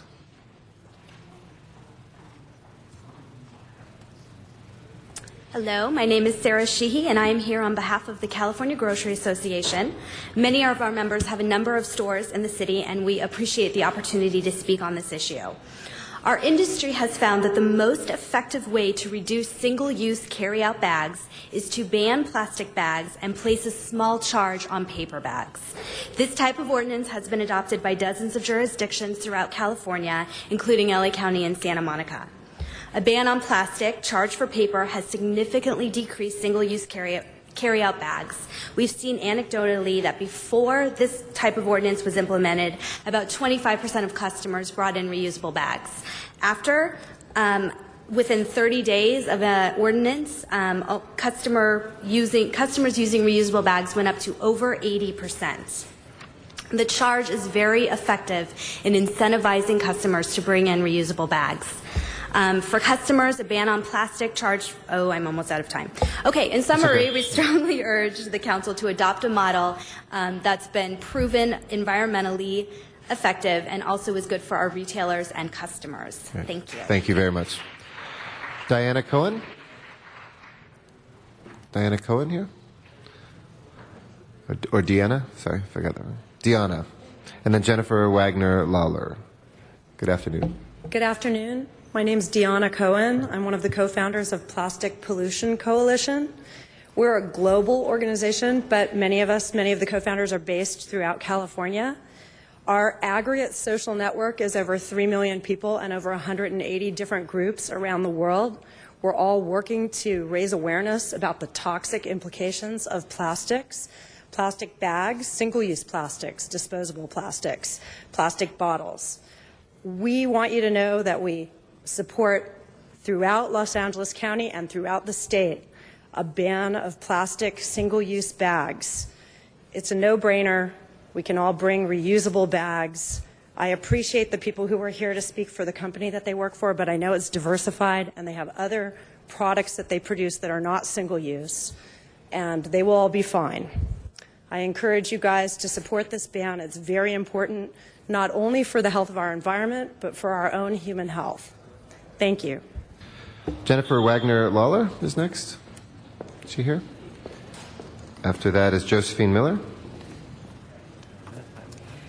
My name is Jennifer Wagner Lawler. I work with the Plastic Pollution Coalition as well, and I want to please ask you to support this ban. I travel all over the world and see what plastic pollution can do, and it comes, much of it comes from the United States. All you have to do is, walk the beaches here in California to see what a terrible scourge this plastic pollution epidemic is.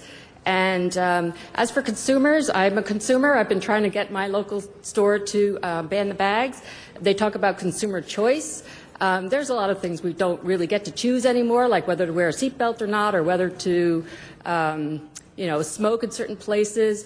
The government can help mold healthier policies, and this is one that the ban will also be a way of showing consumers that a ban is the right choice, and that cloth and up there. Thank you. Josephine Miller. Thank you. I'm Josephine Miller, and I am city staff and environmentalist for the City of Santa Monica Office of Sustainability and the Environment. I'm here today also to speak to city staff and offer my services for implementing a single-use carry-out bag ban. It has been with ease that we have done this in Santa Monica. The ban went into effect February 8th. Enforcement began on September 1st. I would like to give you some hard numbers. In the 3 months, I have given out to our 1,875 retail establishments only 69 warnings that they are not abiding by the law. Since giving out those 69 warnings, within a week, those retail establishments were on board. No formal citations have been given out to retail establishments. It has not been necessary. I have only received 21 complaints from the community, and I've received hundreds and hundreds of letters and verbal supports for this ban. Thank you. Matthew Barnett is our next speaker.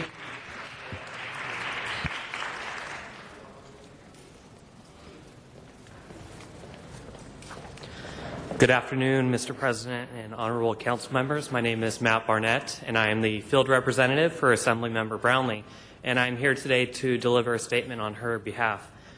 Honorable council members, I regret not being able to be here in person to extend my gratitude and support to the City of Los Angeles as you are poised to take the next steps to ban single-use plastic bags.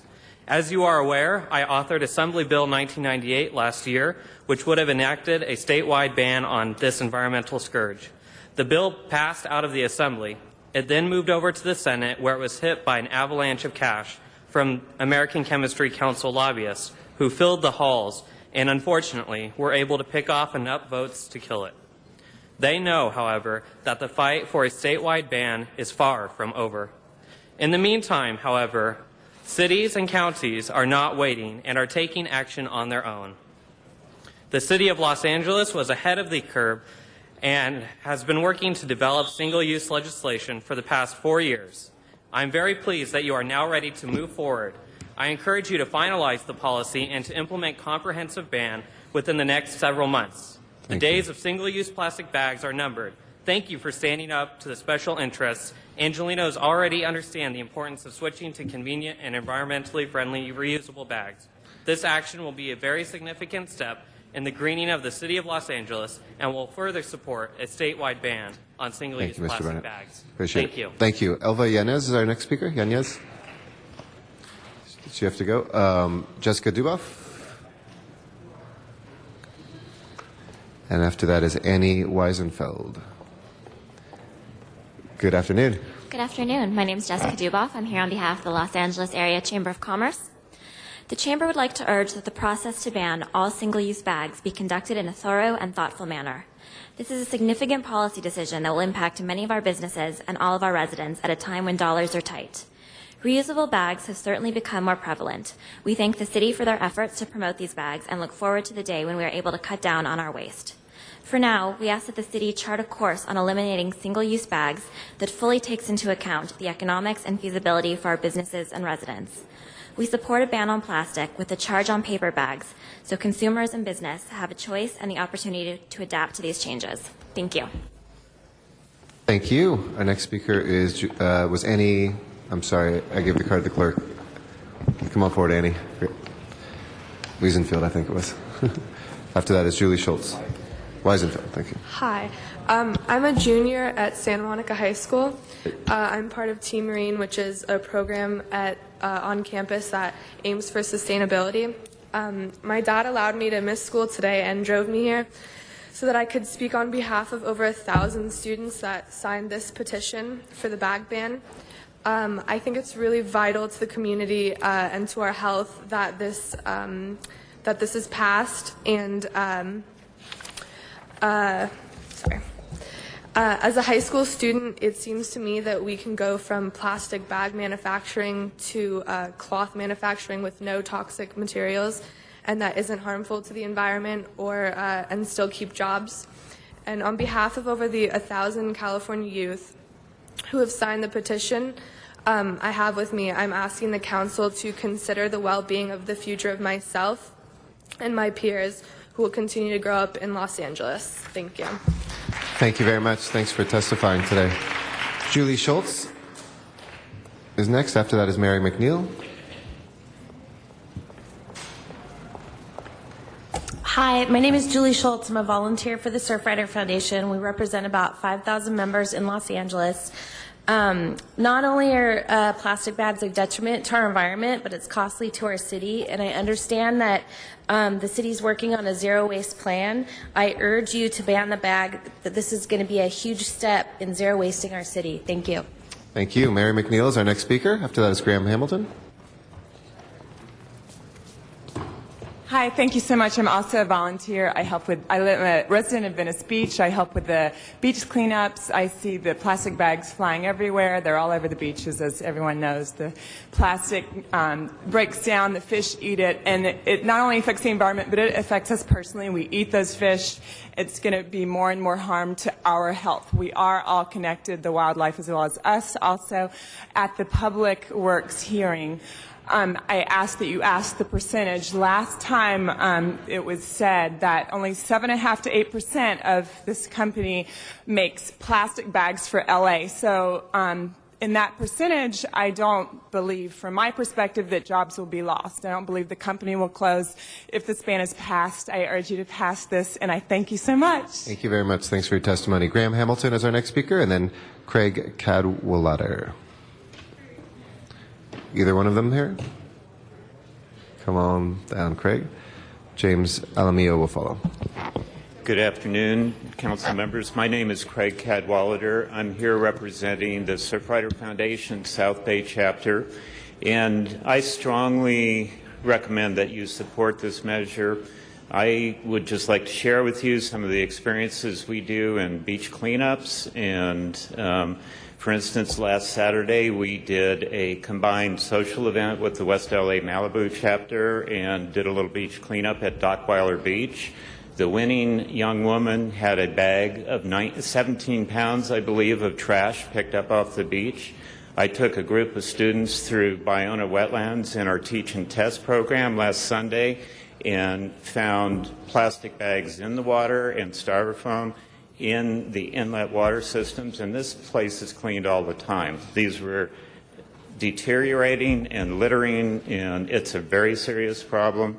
And I think we need to leave something for the future generations and encourage you to support this. Thank you very much. Our next speaker is James Alamillo and Emily Okun.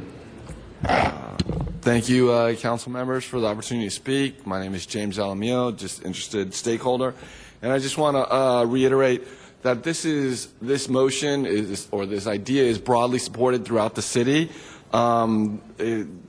In particular, I have letters of support, and I know you have these letters of support from a variety of neighborhood councils to show the girth of support for this idea. I mean, we have Canoga Park Neighborhood Council, Downtown, Los Angeles Neighborhood Council, Griffith Park, both Neighborhood Council and the smaller version, North Hollywood, Reseda, South Robertson, Sun Valley, Tarzana, United Neighborhoods, West Hills, East Hollywood, Silver Lake, Midtown, Mid-City, the list goes on.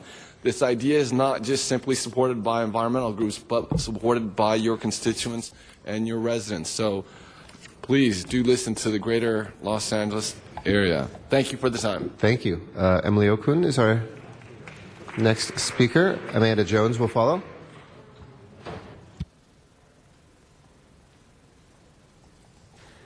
My name is Emily Oken, and I live in District 11. I'm a high school senior, and I skipped school today to come here and support the plastic bag ban because I care about it a lot. And I want the City Council to know that this issue is very important to young people in LA. As a teenager, I can say that most LA teens are unaware of what the City Council does, unaware of much of what goes on here, but they do care about this issue. And the plastic bag ban is getting a lot of attention and support from young people. So I urge you to vote yes on the ban, and I urge you to support other environmental initiatives in the future. Thank you. Amanda Jones.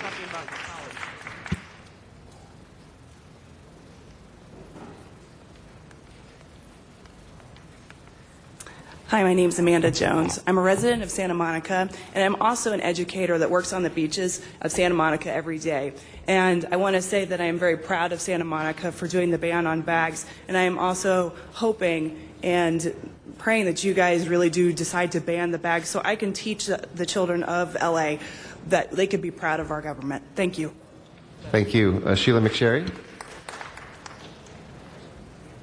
If Sheila's not here, Margie Feldman? Not Kevin John? I think it's Johns. Excuse me if I didn't quite get it right. And then Karen Hall will follow. Good afternoon. Afternoon. Just like to reiterate what the people in front of me said and urge the council to move forward quickly with this bag ban. Thank you. Thank you, Karen Hall. And then Eveline Bravo.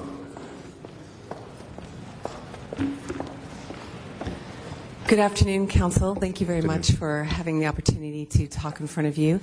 I'm here to support a ban on single-use plastic bags and urge you to move forward as quickly as possible. I'm also encouraged by some of the facts and figures you've heard today to give you a wide breadth of the impact of single-use plastic bags.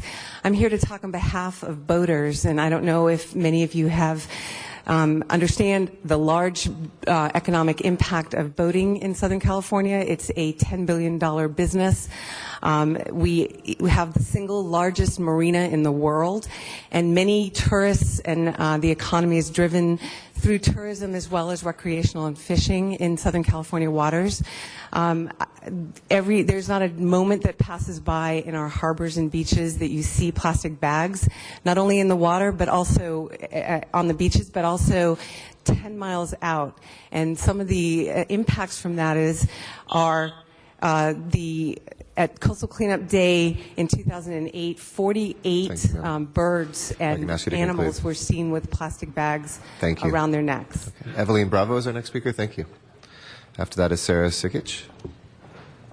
Good afternoon. Thank you. I'm actually present today on behalf of the Green LA Coalition and 19 of its members who couldn't be here, but they do send a letter in support of the single plastic bag ban in Los Angeles and urge you to try to make a decision as soon as possible and move forward with this great initiative. Right. So may I turn this in, please? Sure, absolutely. Sergeant at Arms can grab that from you.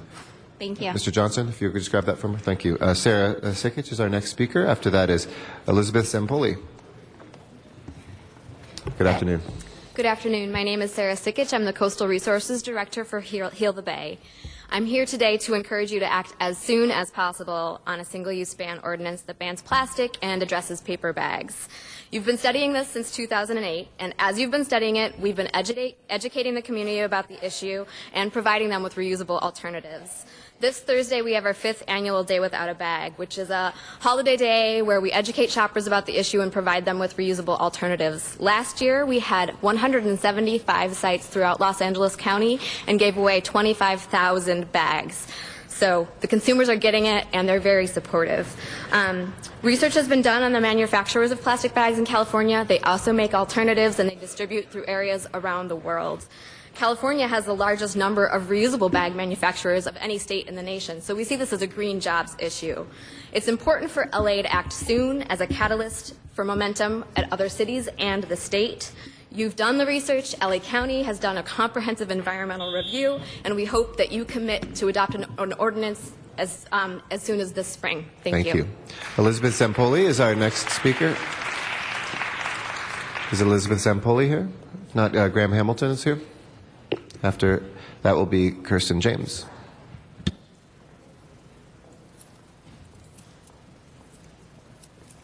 Hello, my name is Graham Hamilton. Thank you, everybody, for your dedication and service. I am a co-chair on the Rise Above Plastics campaign for the Surfrider Foundation. I know that everybody has gotten up here and talked about the environmental impacts that plastics are waging against our environment. One thing that I just would like to bring to everybody's attention is it's appalling that something that we create, a plastic bag, a plastic water bottle, for example, is going to outlast our great-grandchildren's grandchildren. Thank you, sir. What we didn't know about plastics when they first came on the scene was how they decomposed. We now know that they are not biodegradable, they're photodegradable, and these plastic bags, whether they end up in landfills or out in the ocean, are going to last for thousands of years, and it's unacceptable for us to keep producing them and allowing them to enter the environment. Thank you. Thank you, Mr. Hamilton. Kirsten James.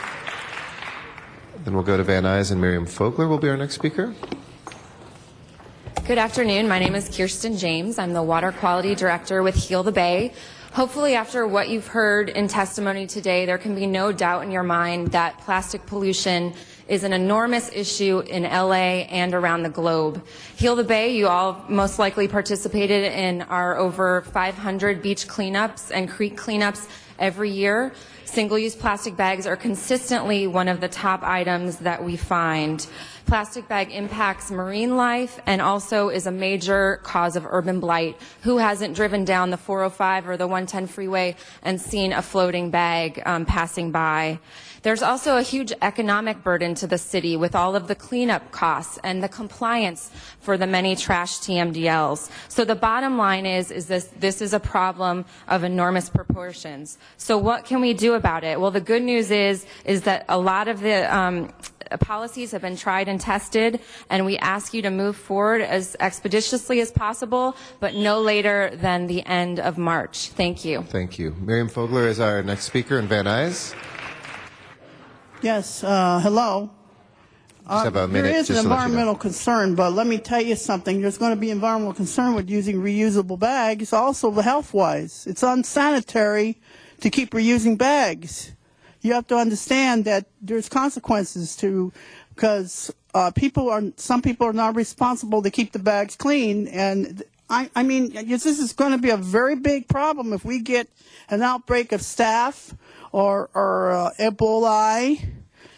Several diseases will break out here if we don't take measures here to be responsible to address this problem and not to allow these reusable bags to be used over and over and over. People use them for different reasons. You can't use them just for your hair when you're going to put your groceries in the bag, for heaven's sakes. I don't know. You people are so banny crazy that you really ban clothes we wear. And I mean, I don't know where you're not thinking before the horse. And, the cart is first before the horse. You can't do that. Thank you. It's just 1 minute per speaker. Thank you, Ms. Fogler. Donald Kronos is next, and then our last speaker is Michelle Nakamura. Oh, and one more that we've just received from Mr. Labange. Thank you. Thank you. Don't know how I'm going to do this in 1 minute. First off, I wanted to say I'm for this, and I hope they go ahead and pass it. That out of the way, I'd like to address automobiles. We haven't banned them, but they create a lot of pollution. California found another solution. We have really good emission standards here.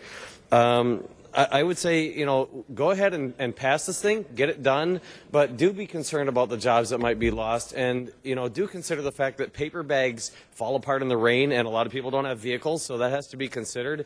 And try to move forward with something that goes beyond this, and look at biodegradable plastics and other biodegradable materials that can be used for any single-use item, any item that's meant to be single-use. Consider also the fact that as far as company manufacturing plastic bags, people can go to a store and still buy a container full of bags and use them themselves and then take responsibility for the fact that they paid for this. I do reuse plastic bags myself. Thank you. Michelle Nakamura is next. And after Michelle will be Benjamin Braddock, and that'll be our last speaker. Elaine.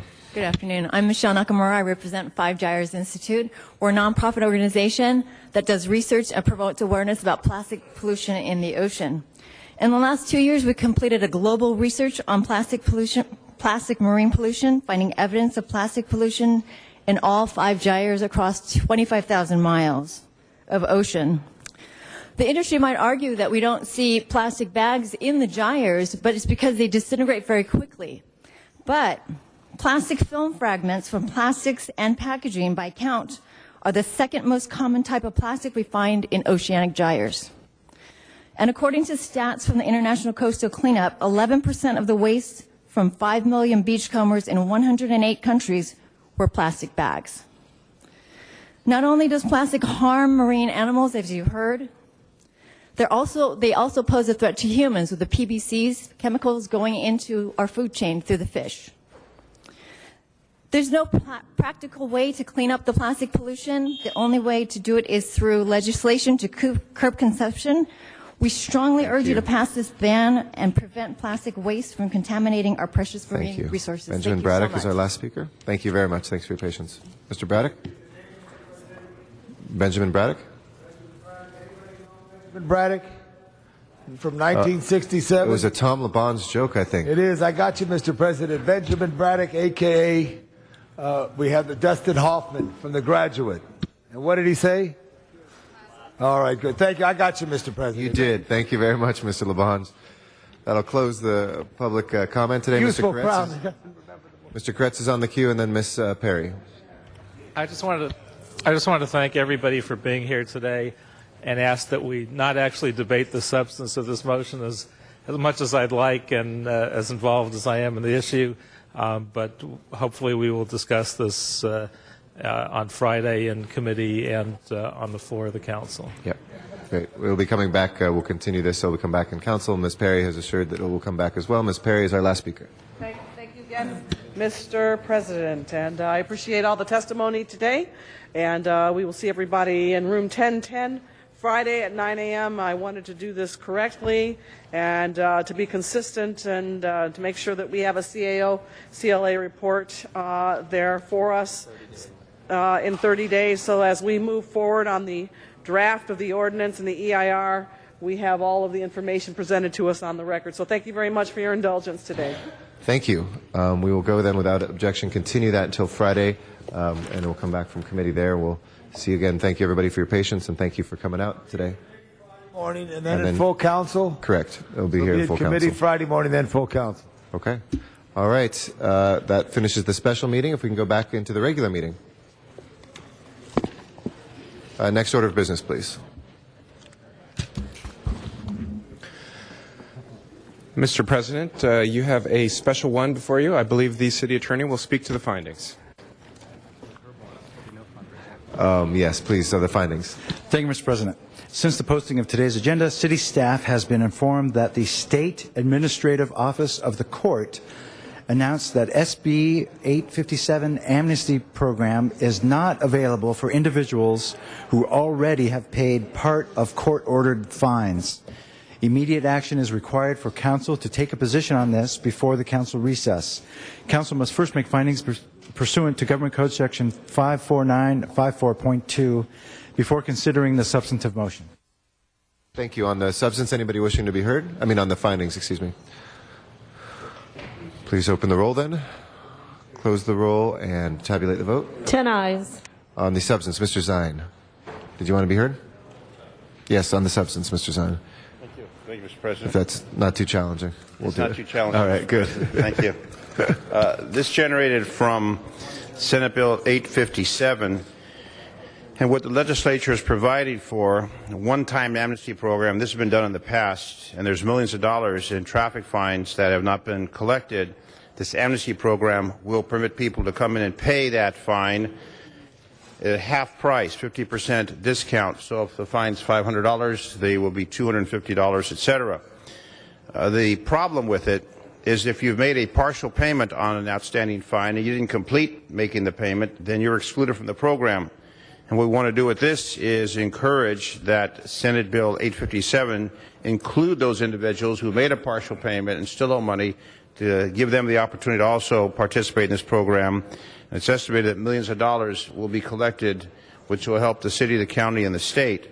So what we would encourage, and the County Board of Supervisors also adopting this, is that we will encourage that this particular measure, 857, takes effect January 1st, 2012, lasts for 6 months, and ending June 30th, 2012, that this will also include those individuals who made a partial payment. They would also be eligible, and that would be the request from our distinguished body. Thank you. Thank you, Mr. Zine. Very well said. Let's go ahead and open the roll on this item, close the roll, and tabulate the vote. 10 ayes. That is approved. We'll send that forthwith and item 20 forthwith as well, without objection. Next order of business, please. Mr. President, Council has motions for posting and referral. Those are posted and referred. The desk is clear. Any announcements, colleagues? Mr. Rosendahl. Yes, Mr. President, I need clarification.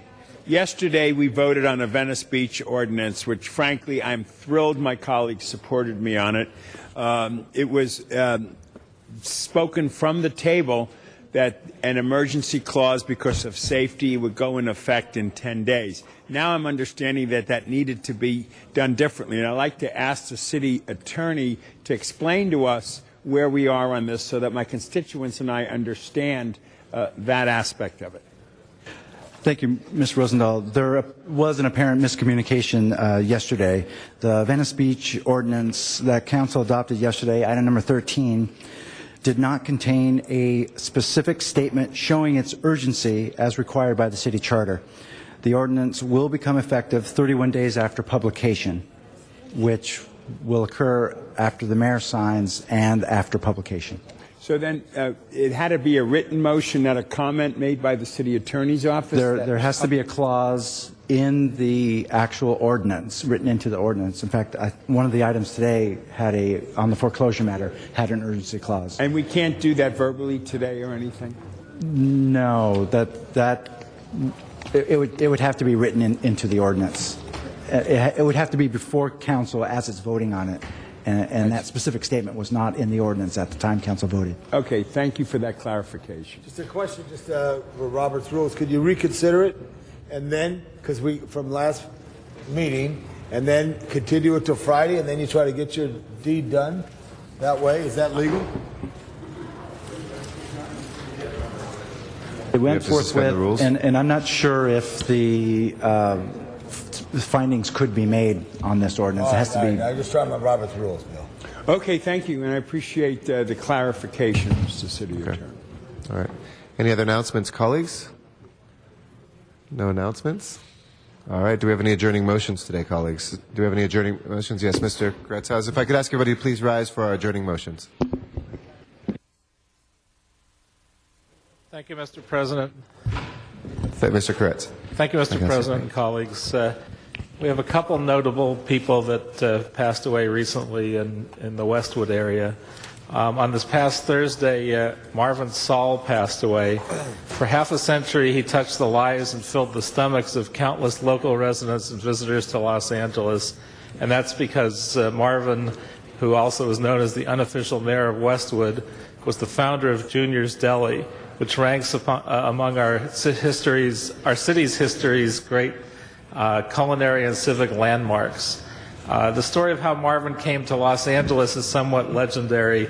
In the late 50s, Marvin, as a former Colorado uranium miner, wasn't sure what he was going to do next, so he flipped the coin between going to Dallas and coming to Los Angeles in 1959.